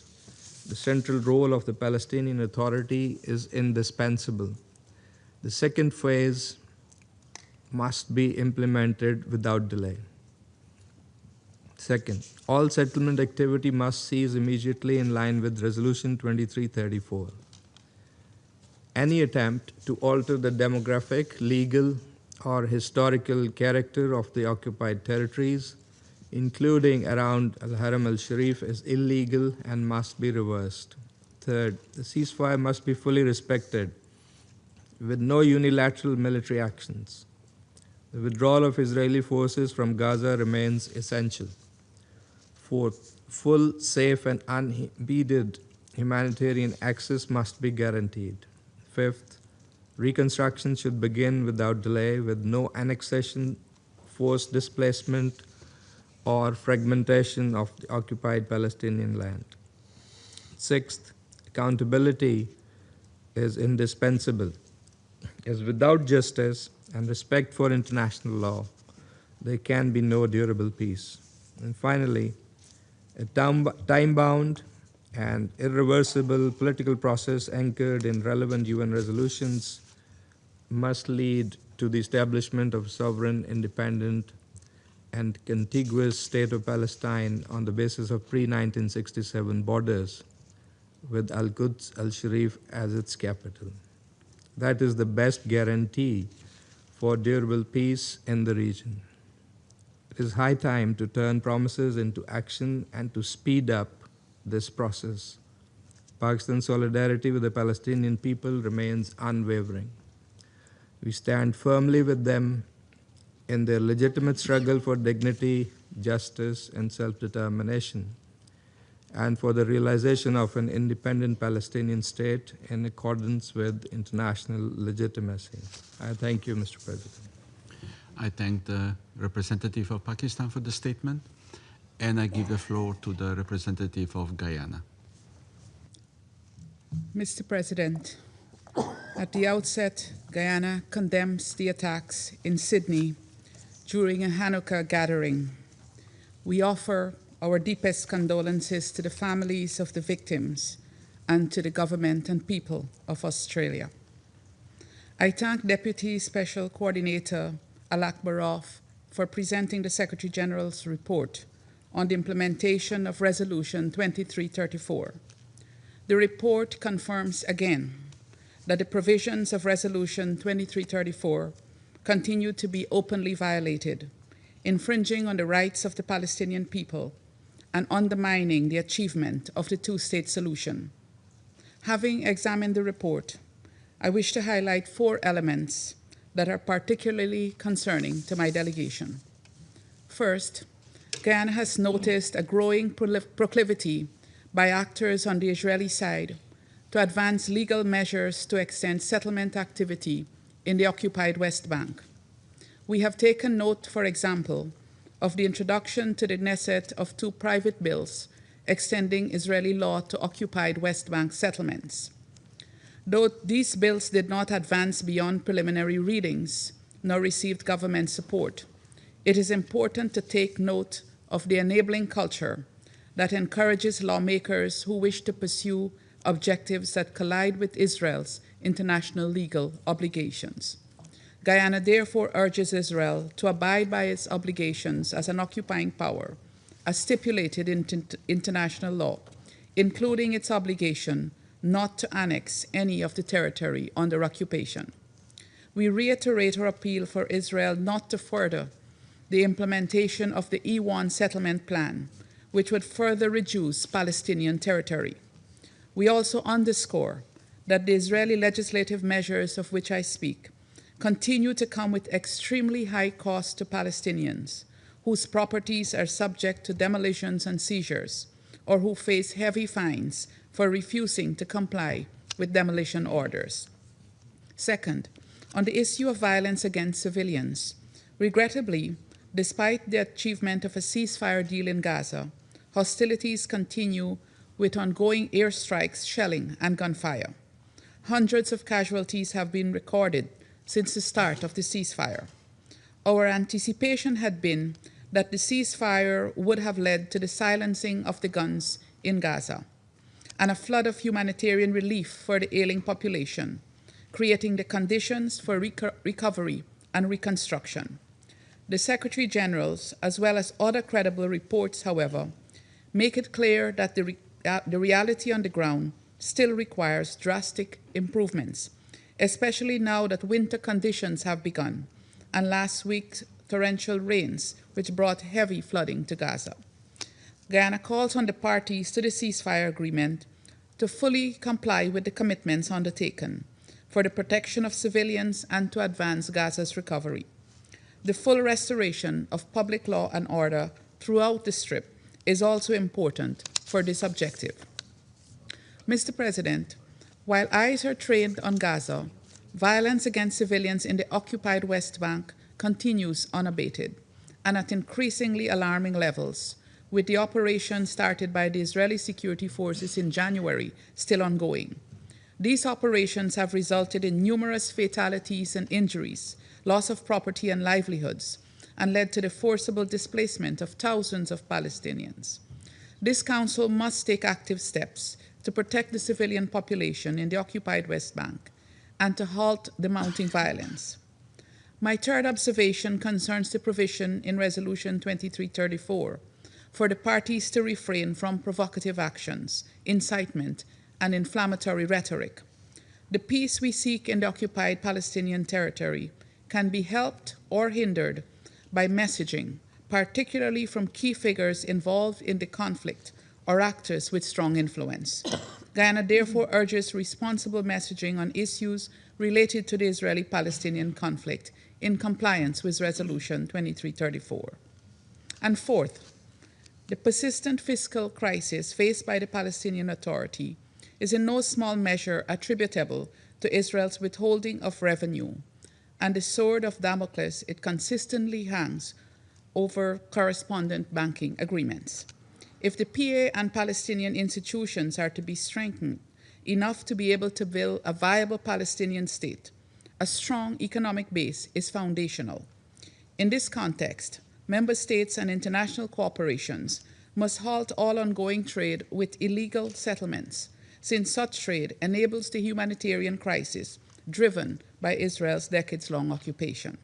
The Security Council should therefore consider how to address this aspect of Resolution 2334. Mr. President, as this is the last mandated meeting on the Palestinian question for 2025, and for Guyana's current term as an elected member of the Council, allow me to offer brief reflections on this file on the Palestinian question.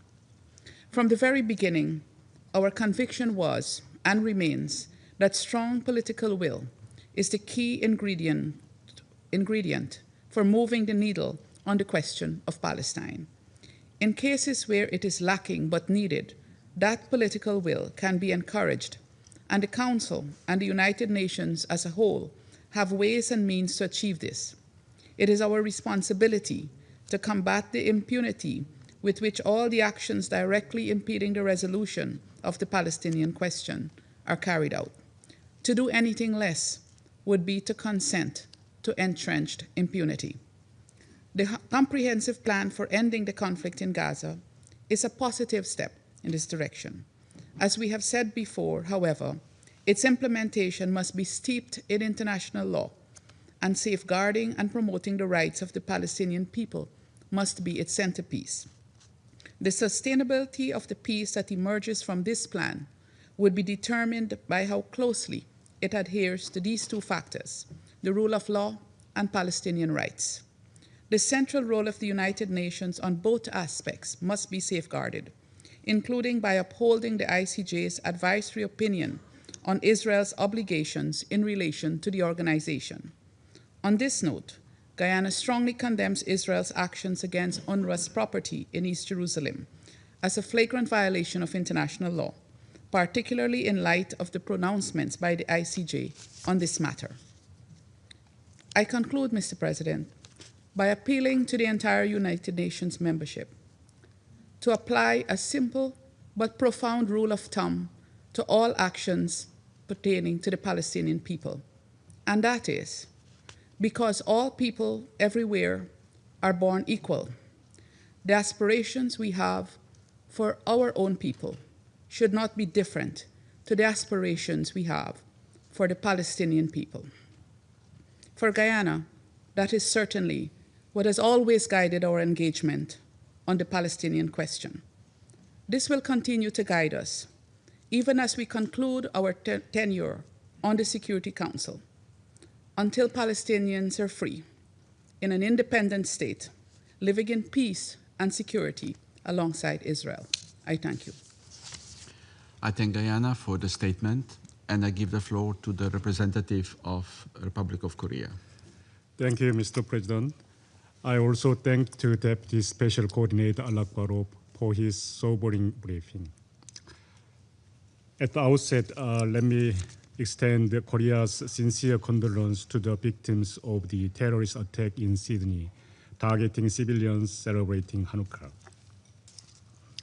Mr. President, Korea's term in Security Council started 2 years ago in the aftermath of the horrible terrorist attack by Hamas and amid the massive military response by Israel.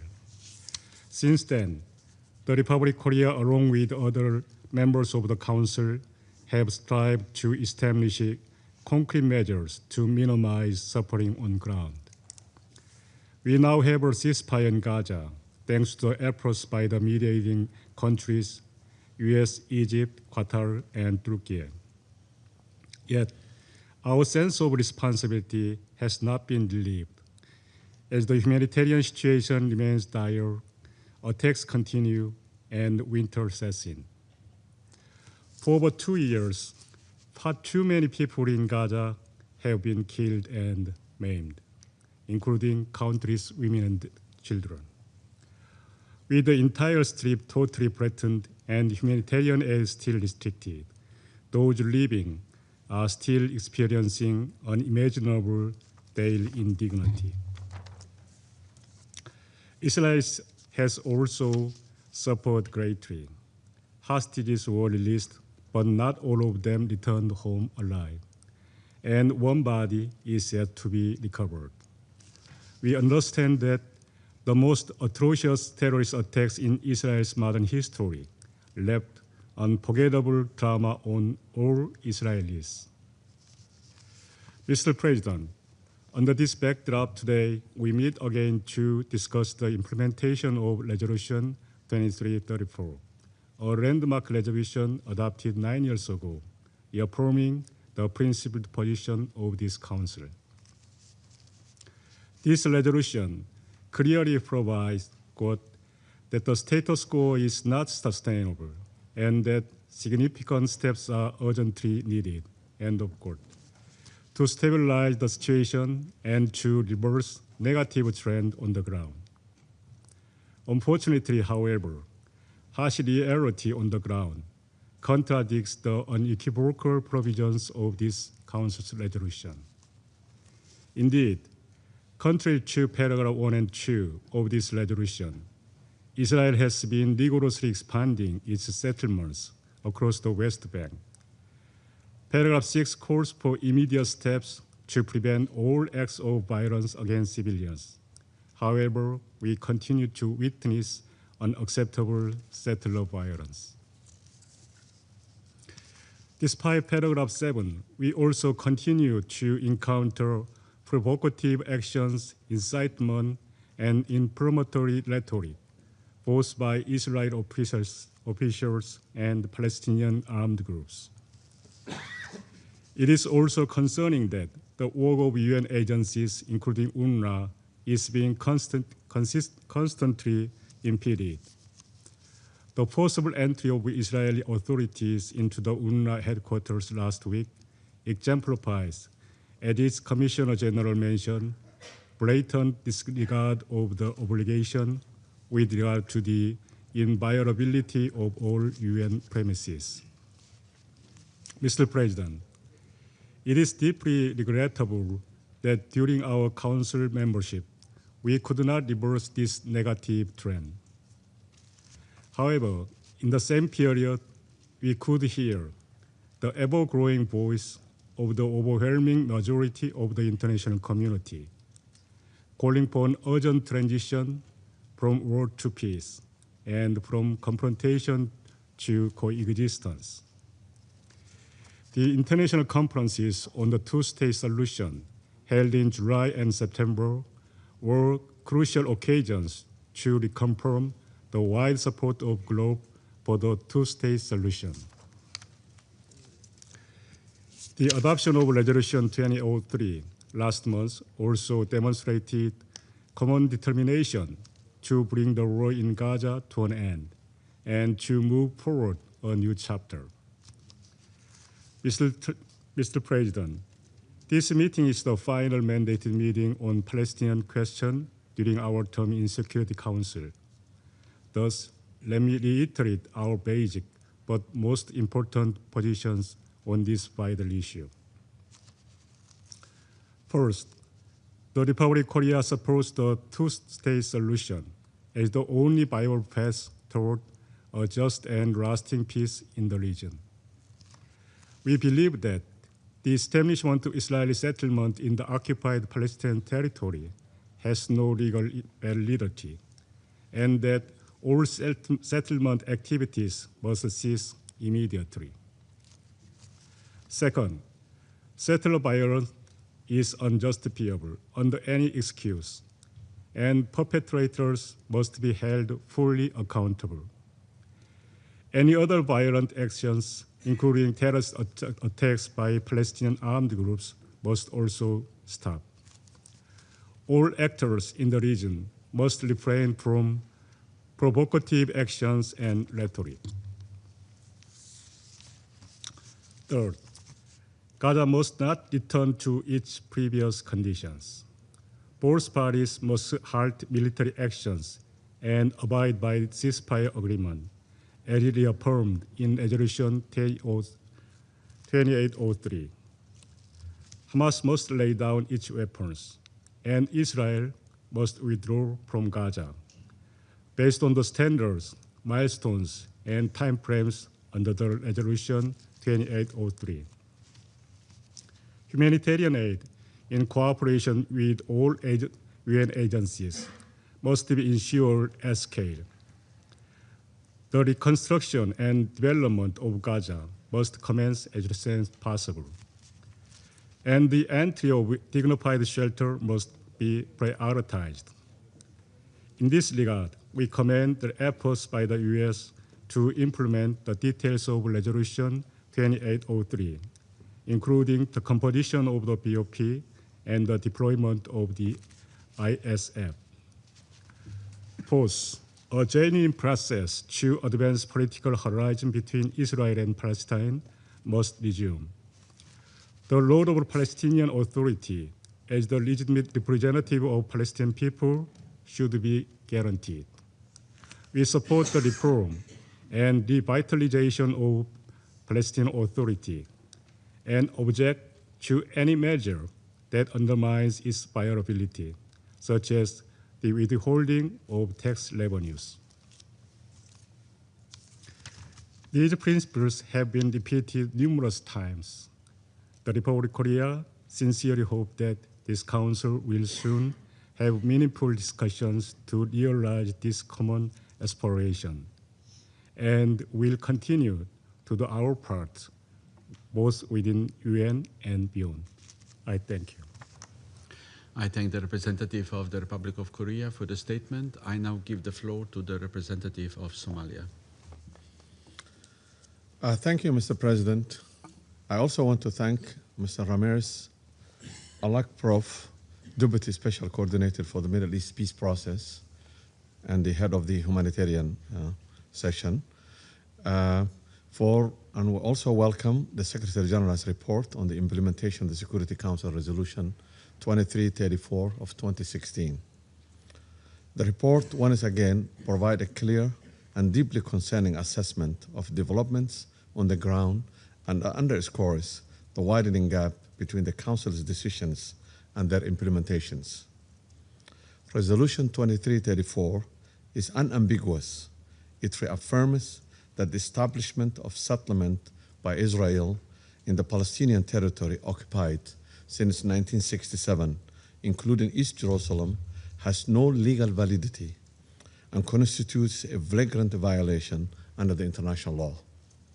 Yet, nearly 9 years after its adoption, settlement expansion continues unabated at an unprecedented scale, particularly in the Area C and East Jerusalem.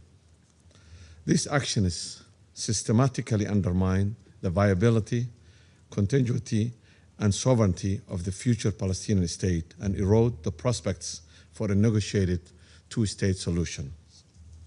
Somalia remains deeply alarmed by the scale and the pace of settlement activity, land confiscations, demolitions, and forced displacement of Palestinians, including women and children.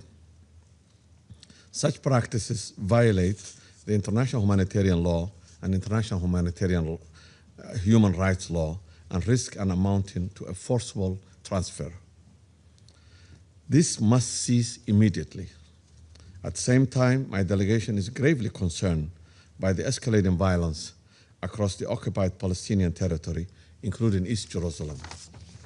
The loss of civilian life and excessive use of force and settler violence against Palestinian civilians and the destruction of homes and infrastructures continue to fuel instability and despair.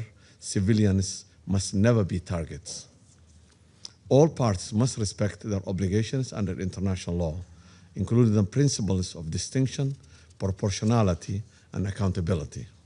Mr. President, the humanitarian situation in Palestine, particularly in Gaza Strip, remains catastrophic. While we acknowledge recent steps that led to increased humanitarian access, these measures remain insufficient given the scale of the destruction, displacement, and human suffering. We call for the full, safe, sustained, and embedded delivery of humanitarian assistance, including through all available crossings, and stress the essential role of United Nations and its agencies, particularly UNRWA, in alleviating human suffering. Resolution 2334 also calls for affirmative steps to reverse the negative trends on the ground. This requires more than rhetoric from the Security Council. It requires concrete actions by the occupying power, meaningful accountability for the violations, and consistent international engagement to preserve the political horizon. It also requires the rejection of incitement, inflammatory rhetorics, and all acts of violence, including acts of terror against the civilians. We underscore that the continued failure to implement Resolution 2334 weakens the credibility of the Security Council and sends a dangerous message of impunity. The Council must uphold its responsibility and ensure that its resolutions are respected and fully implemented. To conclude, Mr. President, we call on all parties to demonstrate a genuine political will to halt unilateral actions that undermine peace and to recommit to a credible political process. We further call on Israel to release all withheld revenues it collects on behalf of the Palestinian Authority. My delegation reiterates its steadfast support for the realization of an independent, sovereign state of Palestine with Al-Quds al-Sharif as its capital in accordance with international law and relevant United Nations resolutions. Somalia will continue to stand firmly with the people of Palestine in their legitimate struggle for freedom, dignity, and self-determination. I thank you. I thank the representative of Somalia for the statement. I now give the floor to the representative of Greece. Thank you, Mr. President. I thank the Deputy Special Coordinator, Ramiz Alakbarov, for his sobering briefing. Let me start by expressing our full condemnation of attacks against Jewish communities worldwide, including recent attacks in Manchester and Sydney. We condemn in the strongest possible terms all forms of anti-Semitism and hate, intolerance, racism, and xenophobia, including anti-Muslim hatred. Mr. President, a month ago, this Council adopted Security Council Resolution 2803, which constitutes a crucial step towards advancing peace, security, and stability in the region. Building on the 20-point peace plan mediated by the US and regional partners, it provides a renewed impetus for efforts aimed at permanently disarming Hamas and extremist actors as a sine qua non precondition for a sustainable peace and stability in Gaza. It also lays out a path for restoring Palestinian self-determination and achieving a viable two-state solution. We need to step up the implementation of the peace plan so as not to lose the current momentum, and we call on all parties to abide by its provisions fully and in good faith. Turning to the Security Council Resolution 2334, which frames today's discussion, let me outline the following points. Implementing policies that contravene Resolution 2334 lead to rising tensions and instability in the West Bank. They also have no legal validity and constitute a flagrant violation of international law. They constitute a serious impediment to the creation of contiguous, sovereign, and viable Palestinian state. The construction of additional settlement units and outposts, land confiscation, demolition of Palestinian homes, and displacement of civilian populations all undermine the prospects for peaceful coexistence based on mutual recognition. Against this backdrop, we are deeply alarmed by the sharp surge in settler violence in the West Bank, including attacks targeting Christian communities.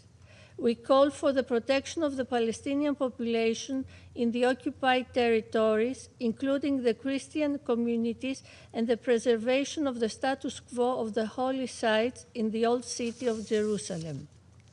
Should the situation in the West Bank continue to unravel, it could further erode the prospect of a two-state solution. Equally concerning is the ongoing economic strangulation faced by the Palestinian communities resulting from withheld tax revenues and constrained financial flows.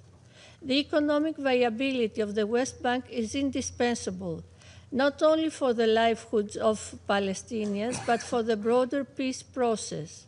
We therefore call for the immediate release of withheld revenues and for the restoration of a functioning Palestinian financial and banking sector. It is a prerequisite for meaningful self-governance and sustainable recovery. Mr. President, the role of the UN and its agencies, UNRWA in particular, remains central, and the SDICJ recently reaffirmed in its advisory opinion. A few weeks after the overwhelming General Assembly vote reaffirming the agency's mandate, Greece reiterates its full support for UNRWA's essential work. International solidarity and coordinated humanitarian assistance must remain steadfast, especially during winter, to alleviate suffering and uphold human dignity, particularly as harsh winter storms and low temperatures place vulnerable groups at risk in the Gaza Strip.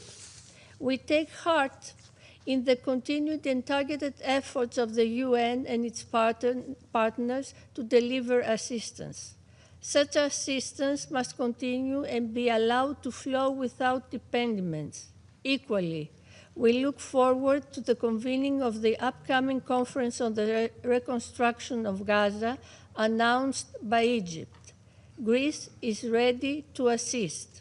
Mr. President, in his History of the Peloponnesian War, the ancient Greek historian Thucydides describes the symbolic resilience of the olive tree. And to us, Greeks, the olive tree carries through the ages the powerful messages of resilience and peace. Extending an olive branch instead of uprooting the tree is in fact an act of wisdom. We remain unwavering in our conviction that the two-state solution is the only viable way to ensure peace, justice, and security for both Israelis and Palestinians. And we call on all parties to summon the political courage needed to advance along the second phase of the 20-point peace plan. I thank you. I thank the representative of Greece for the statement. I shall now make a statement in my capacity as the representative of Slovenia. At the outset, let me join other colleagues in condemning the terror attack in Bondi Beach in Australia. We convey our condolences to the families of the victims as well as to the people and government of Australia. I thank Mr. Alakbarov for presentation of the report mandated by the Security Council Resolution 2334. Colleagues, this is likely the last briefing on Palestinian question during current Council membership of Slovenia. Without a doubt, this is the defining issue of the work of the Security Council in this period, a question that will likely define the future of the international community. And I believe it was also a milestone that defined many of us as diplomats on a professional level as well as on a personal, human level. Albeit with regular violations, ceasefire in Gaza is finally in place, and we continue calling on all parties to maintain it. But peace is nowhere near. Despite the repeated calls for respect of international law, countless and most egregious breaches were committed in Gaza on our watch. Despite not calling it as such, crippling annexation is taking hold in the West Bank. Without redress, we are bound for endless instability, hatred, and extremism. We must never forget the voice of Hind Rajab, the screams of people burned to death after a strike on a tent camp in Rafah, the testimonies of released hostages, the briefings shaking us to our cores as we witness people starving and humanitarian workers being killed while those responsible continue to act with impunity. And we must never forget many Palestinians still in Israeli arbitrary detention, among them many medical staff, including Dr. Abu Safia. Peace is nowhere near. In these 2 years, Slovenia acted with conviction of doing what is right. We were active in this council through initiatives and calls for council meetings, working particularly closely with Algeria and Guyana and other E10 members. We stood up to attacks against UNRWA through shared commitments supported by over 120 member states. We recognized the state of Palestine and offered direct financial support to the Palestinian Authority. We voted for Palestinian membership in the UN. We joined Norway in calling for an ICJ advisory opinion, and we stand in clear support to the ICC.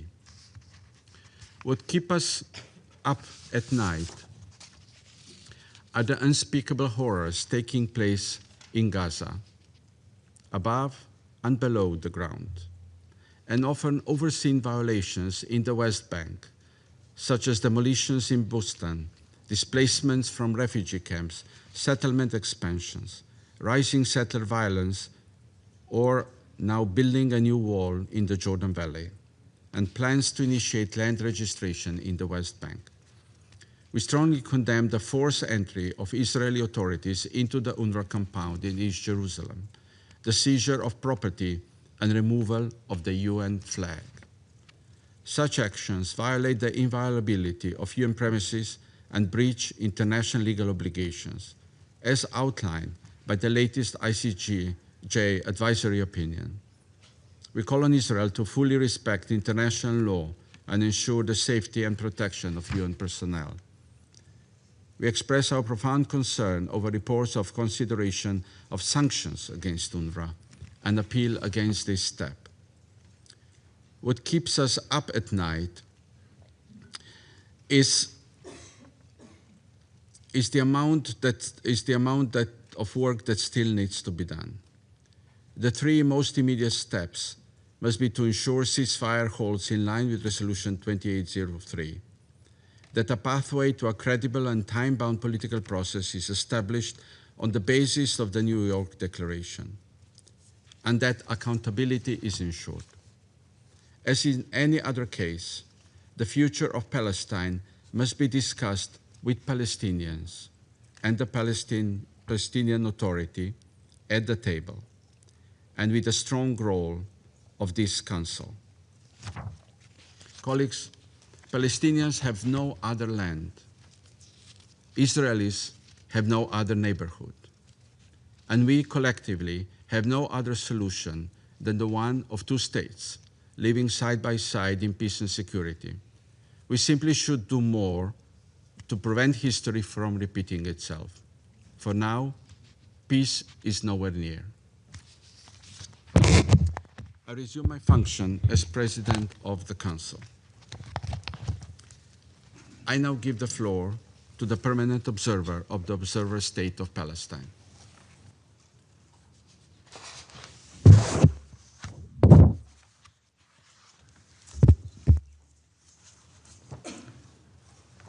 Mr. President,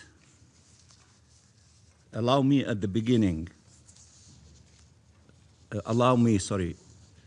to begin by commending Slovenia for its term on the Council. You have shown determination and courage, and you have been relentless in upholding the principles you pledged to honor, including the very moving statement that you just delivered. The Palestinian people will not forget what you stood for during your time on this council. I also wish to express our gratitude to the other outgoing members. Nothing that the elected members, the E10, have over the past 2 years demonstrated unprecedented leadership in the pursuit of a ceasefire to save lives, to save humanity, and to salvage international law on the path towards just and lasting peace. I will begin with Algeria, the Arab representative on the Council and a country close to the heart of every Palestinian, the country where we declared our independence. And I am proud that I was a young politician, member of the PNC, that was in that session, and I participated in the voting for the declaration of independence of the state of Palestine. And thank Algeria for its unwavering solidarity.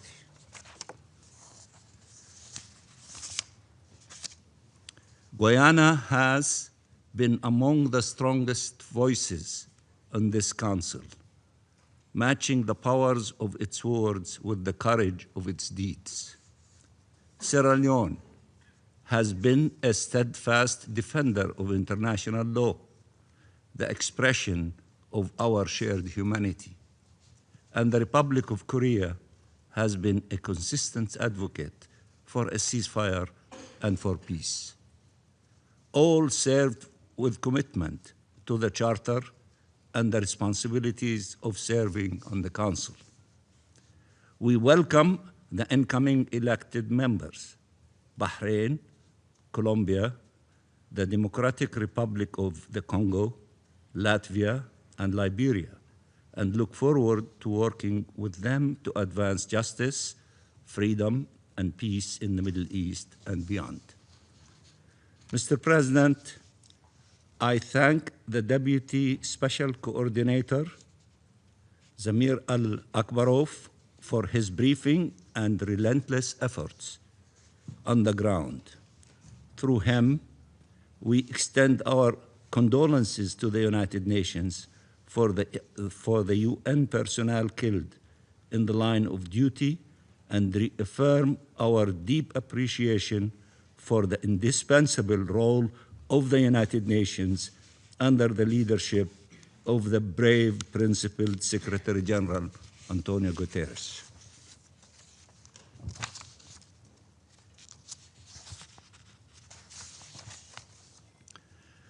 The International Court of Justice has clearly determined Israel's obligations as the occupying power, including its duty to facilitate humanitarian relief by the United Nations and its agencies, including UNRWA, rather than obstruct their work, continuing to deprive the Palestinian people of life-saving assistance.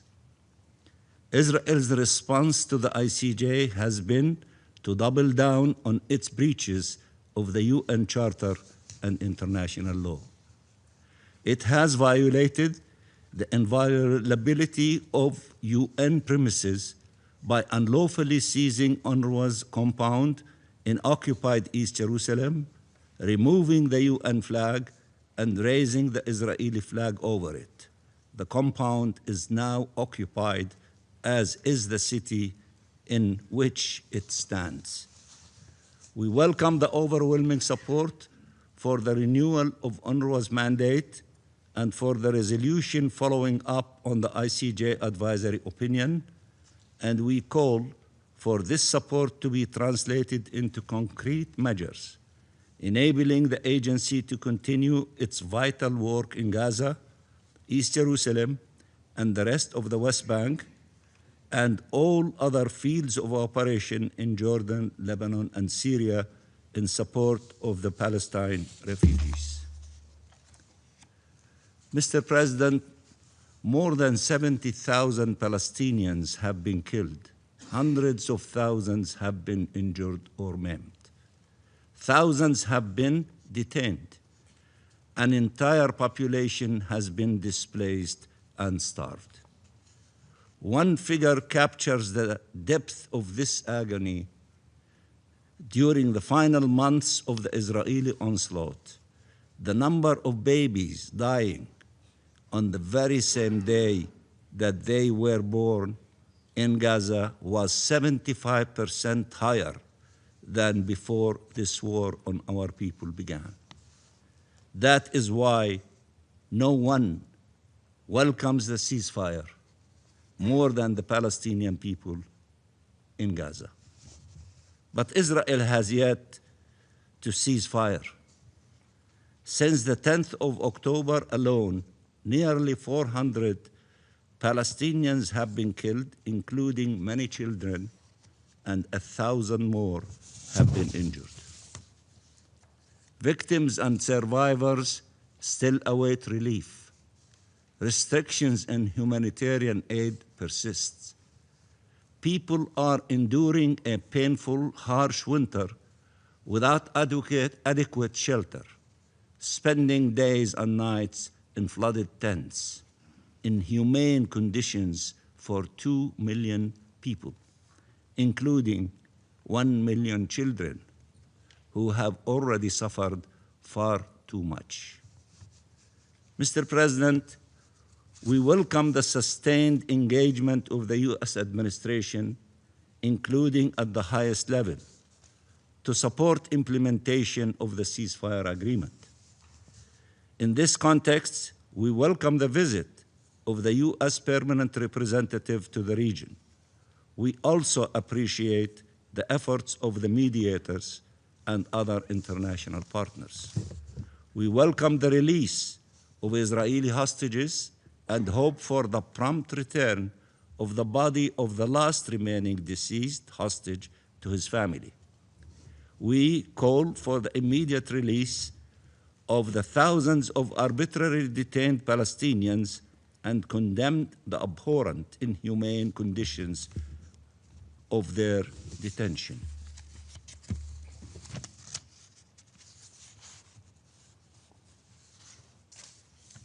Nearly 100 Palestinians have died in Israeli custody in the last 2 years due to torture, ill treatment, or medical neglect. We also call on Israel to release all withheld Palestinian bodies. Israel has described this practice as barbaric when it concerned Israelis, yet it has cruelly withheld Palestinian bodies for decades. This inhumane practice must end.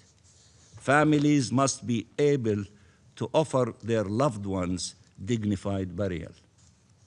We further call on Israel and the international community to facilitate the recovery of thousands of Palestinian bodies still buried under the rubble, the bodies of children, women, and men, of entire families, and to clarify the fate of the disappeared. Palestinian families live amid ruins, often above mass graves, without the means to retrieve or even identify their loved ones. Their anguish is immeasurable. Nothing I could ever say here can convey their pain. Mr. President, as we approach phase 2 of the ceasefire agreement, allow me to reiterate several fundamental principles. Gaza is an integral part of the occupied Palestinian territory and of the State of Palestine as affirmed by this Council. The West Bank, including East Jerusalem and the Gaza Strip, constitute a single territorial unit Their unity, integrity, and status must be preserved, and they must be unified under the Palestinian National Authority as affirmed by this Council. Israel must fully and without delay withdraw from the Gaza Strip as affirmed by this Council. This is essential for the success of any international stabilization force. Israel is confessing its aim to transform the yellow line into a border and to partition and annex Gaza, and continues to pursue the forced displacement of its population. This must end. There must be one independent and sovereign Palestinian state, one government, one law, and one legitimate security force across the Palestinian territory. The Palestinian National Authority, the government of the State of Palestine, is always ready to continue carrying its responsibility as it relates to our people and to our land in all components of the land of the State of Palestine, including the Gaza Strip.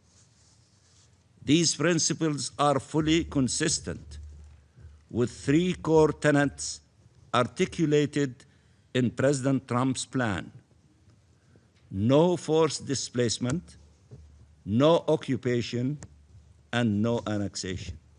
Let me repeat: no forced displacement, no occupation, and no annexation. These are the words of President Trump. Mr. President, the unprecedented escalation of settler violence terrorizing Palestinian communities must be understood in the context of Israel's continual policy of displacement and replacement of our people. It is inseparable from settlement expansion, which has reached record levels, with more than 47,000 housing units advanced, approved, or tendered in 2025 alone. This violence unfolds alongside home demolitions by the hundreds, destructions of infrastructure, and uprooting of entire communities from northern West Bank refugee camps to the South Hebron Hills, from East Jerusalem to the Jordan Valley. Settler militias acting hand in hand with the occupying army, systematically targeting our people.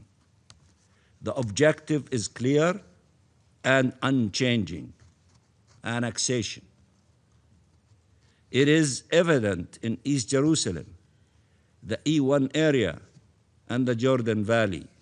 It aims at destroying the territorial integrity of the Palestinian state, and with it, any chance for a just peace.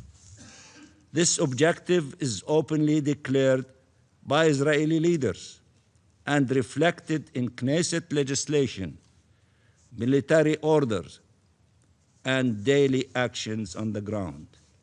These are facts. The Security Council has been clear.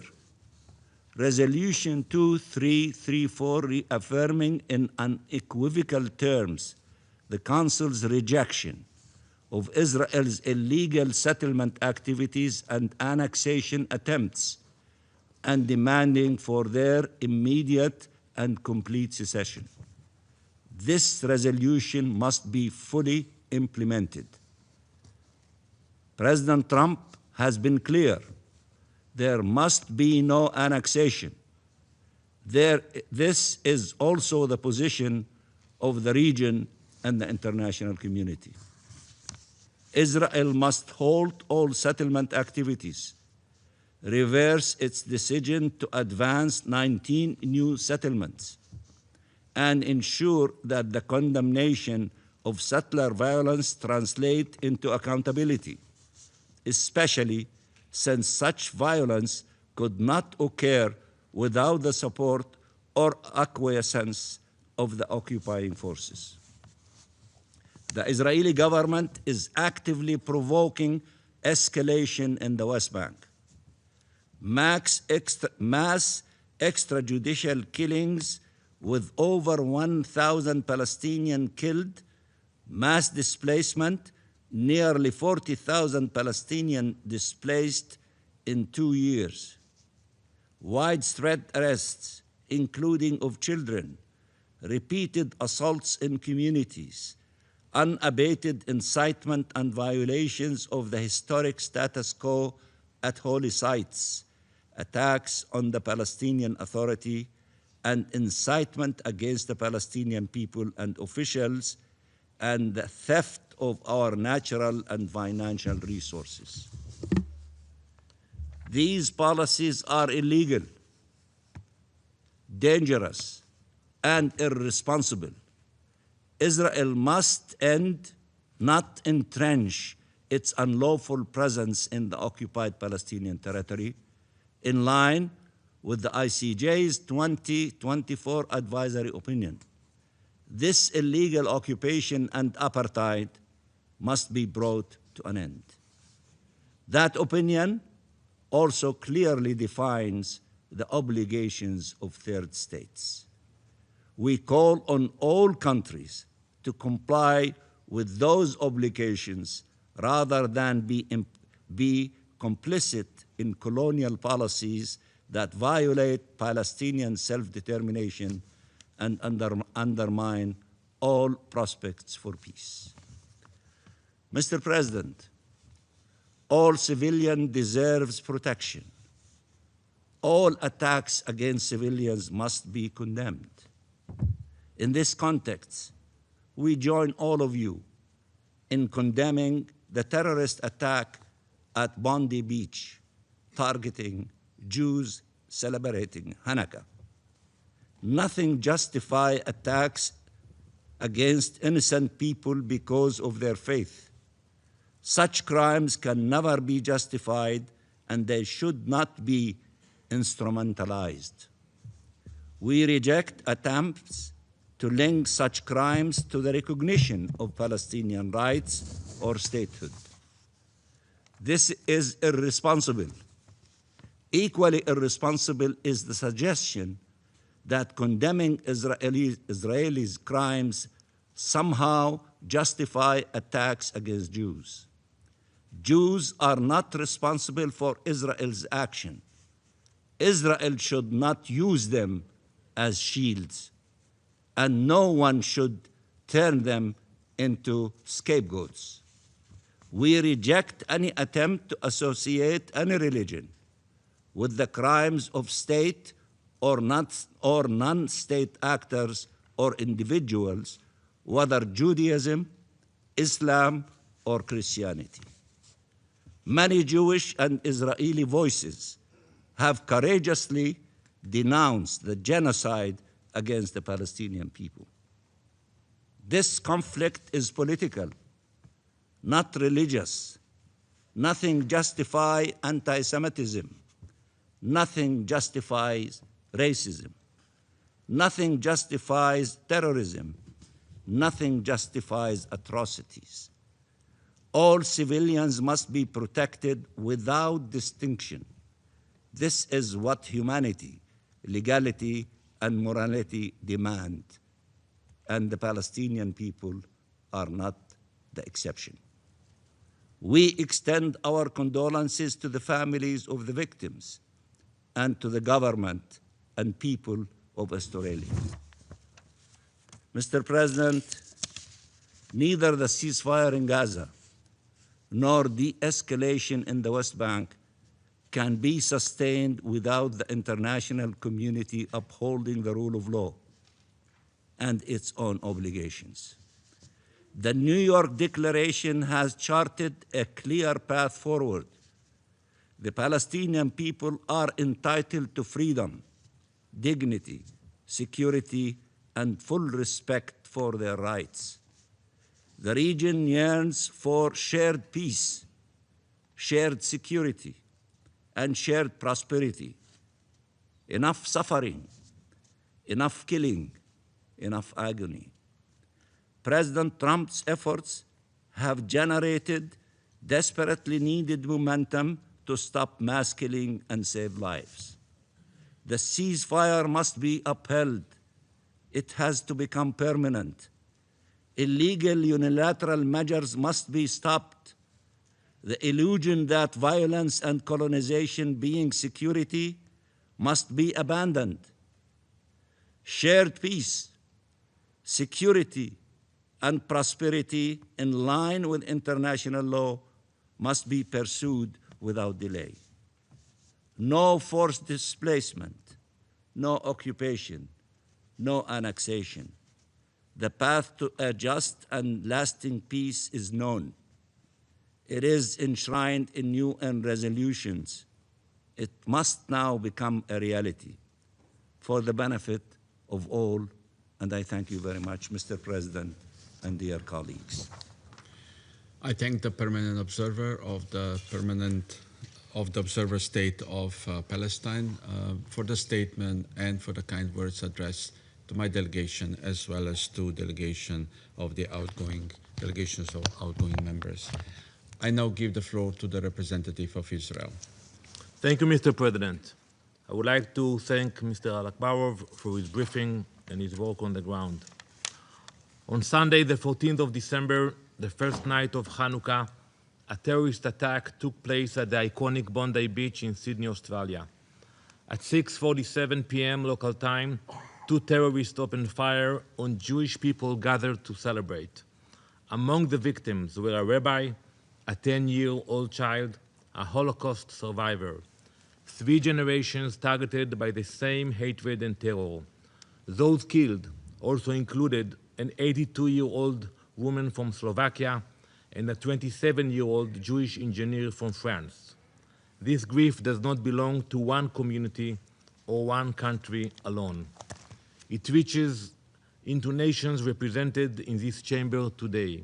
It reminds us that hatred and terror, once unleashed, do not stop at borders. In the midst of that horror, there was also courage. A Muslim, father of 2, Ahmad al-Ahmad, rushed forward, stopped one of the terrorists and wrestled the weapon from his hands. His actions saved lives. They showed what moral courage looks like when it matters most. This attack did not come out of nowhere. From the steps of the Opera House to the arches of the Harbor Bridge, incitement was visible. Hate was normalized. Inflammatory slogans were dismissed. When calls to globalize the Intifada are shouted openly, also here in the city of New York, when hate speech is tolerated and when lies and media distortion are allowed to prevail, violence does not stay theoretical. Jew hatred festers. Extremists are emboldened. Let this attack be a wake-up call, not just for Australia and its government, but for every country represented here. When words of hate are left unchecked, terror does not retreat, it advances. Israel remains committed to confronting terror wherever it appears. We will not look away, we will not be silent, we are not afraid. We stand with the Australian Jewish community and all those who refuse to accept hatred, lies, and violence as the new normal. Hanukkah is a festival of light. It reminds us that even a small light can push back great darkness. We will never dim our light. Mr. President, as the year draws to a close, people around the world begin to reflect. They take stock of what worked, what failed, and what they want to do differently in the year ahead. That is why at this time of year, people set New Year's resolutions, not just to declare intention, but to change outcomes. That is the spirit in which Israel comes before this council today. Looking back over the past year, it is clear what worked for our region and what did not. What worked was a decisive leadership and moral clarity shown by Israel and its allies especially the United States. Sustained diplomatic and military pressure delivered real ceasefires and created leverage for change. What did not work was hypocrisy and imbalance, obsessive debates over Israel's right to defend itself here in the Security Council, political theater in the General Assembly, the weaponization of the ICC and the ICJ did not advance peace or improve humanitarian outcomes. Across our region and beyond it, the lesson is clear. Anti-Semitic hate fuels terror, and terror spreads when it is excused. So today, Israel is putting forward 5 New Year's resolutions for the Security Council to support a new regional reality: no terror, greater accountability, and deeper cooperation across the Middle East. The first resolution takes us to Gaza. 2 things must happen immediately.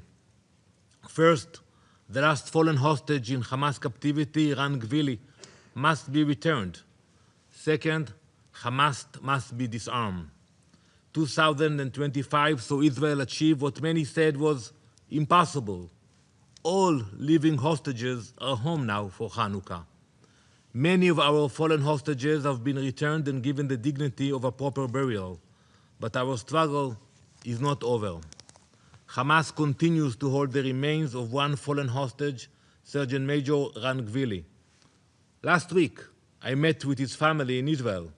I saw their pain, but I also saw their strength and resilience.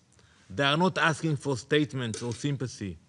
They are asking for dignity, for their son to be returned home for a proper burial. The reality is this: we know, we have the intel, that Hamas and Palestinian Islamic Jihad, they know where Ran Gvili's remains are, and we showed it to the mediators.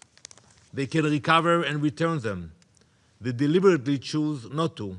They choose to violate the ceasefire. This Council itself has recognized the path forward when it endorsed President Trump's peace plan. But progress cannot be made while Ran Gvili remains in Gaza. It cannot move forward while Hamas remains armed. There is no future to Gaza while a terrorist organization controls it. You cannot rebuild a society while terror dictates daily life. This is not just an Israeli demand. It is a regional necessity. Hamas must be disarmed fully and permanently. From Gaza to Lebanon. I know many of you visited Lebanon a few weeks ago. You met officials there. But the pattern is the same: terror-armed, terror-funded, and terror-protected. Resolution 2 confronts the source, Iranian-backed terror. We see it in Lebanon, where Hezbollah's weapons are not defensive. They are supplied, trained, and directed by Iran. And in Lebanon, you spoke with the leadership.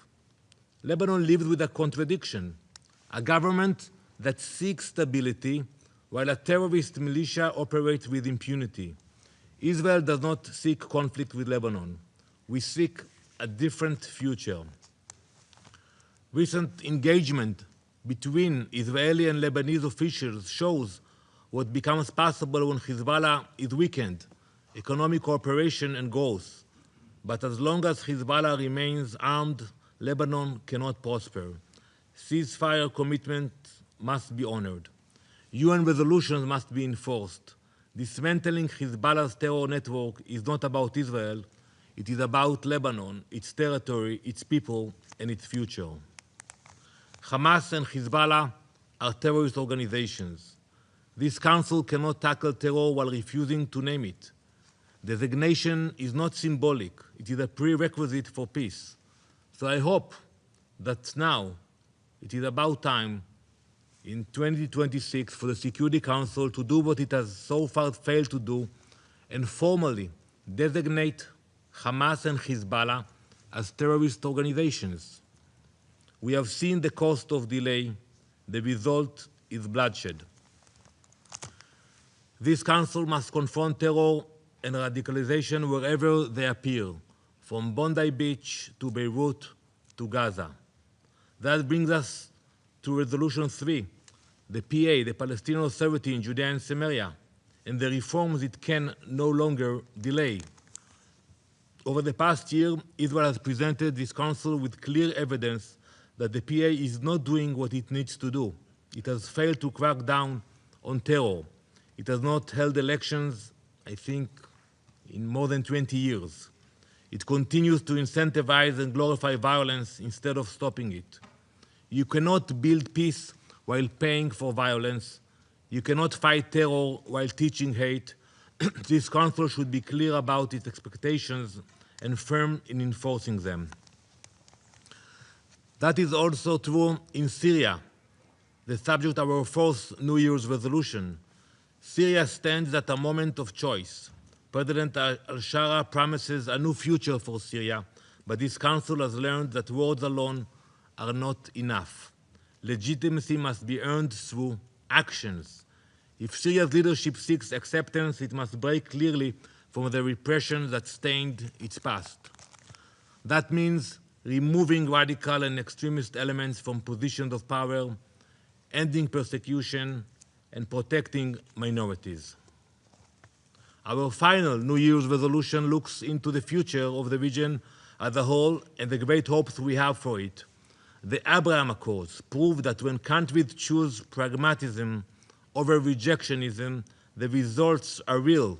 Normalization brought cooperation in trade, technology, agriculture, and security. The international community should encourage further normalization, deepen existing partnerships, support regional frameworks that reward cooperation rather than extremism. Mr. President, the 5 New Year's resolutions I have set out today are about a different future for our region, a future where terror is confronted, not excused, where anti-Semitic hatred is challenged, not tolerated.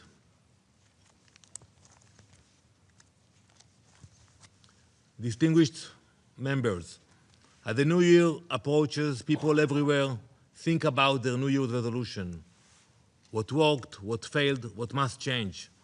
Our New Year's resolutions for the Security Council in 2026 are clear. Hamas disarmed in Gaza, Iranian-backed terrorist proxies dismantled, a Palestinian Authority that stops rewarding terror, a Syria that protects its people, and the Middle East defined by cooperation and peace. Thank you, Mr. President. I thank the representative of Israel for the statement. There are no more names inscribed on the list of speakers. I will now invite Council members to informal consultations to continue our discussion on the subject. The meeting is adjourned.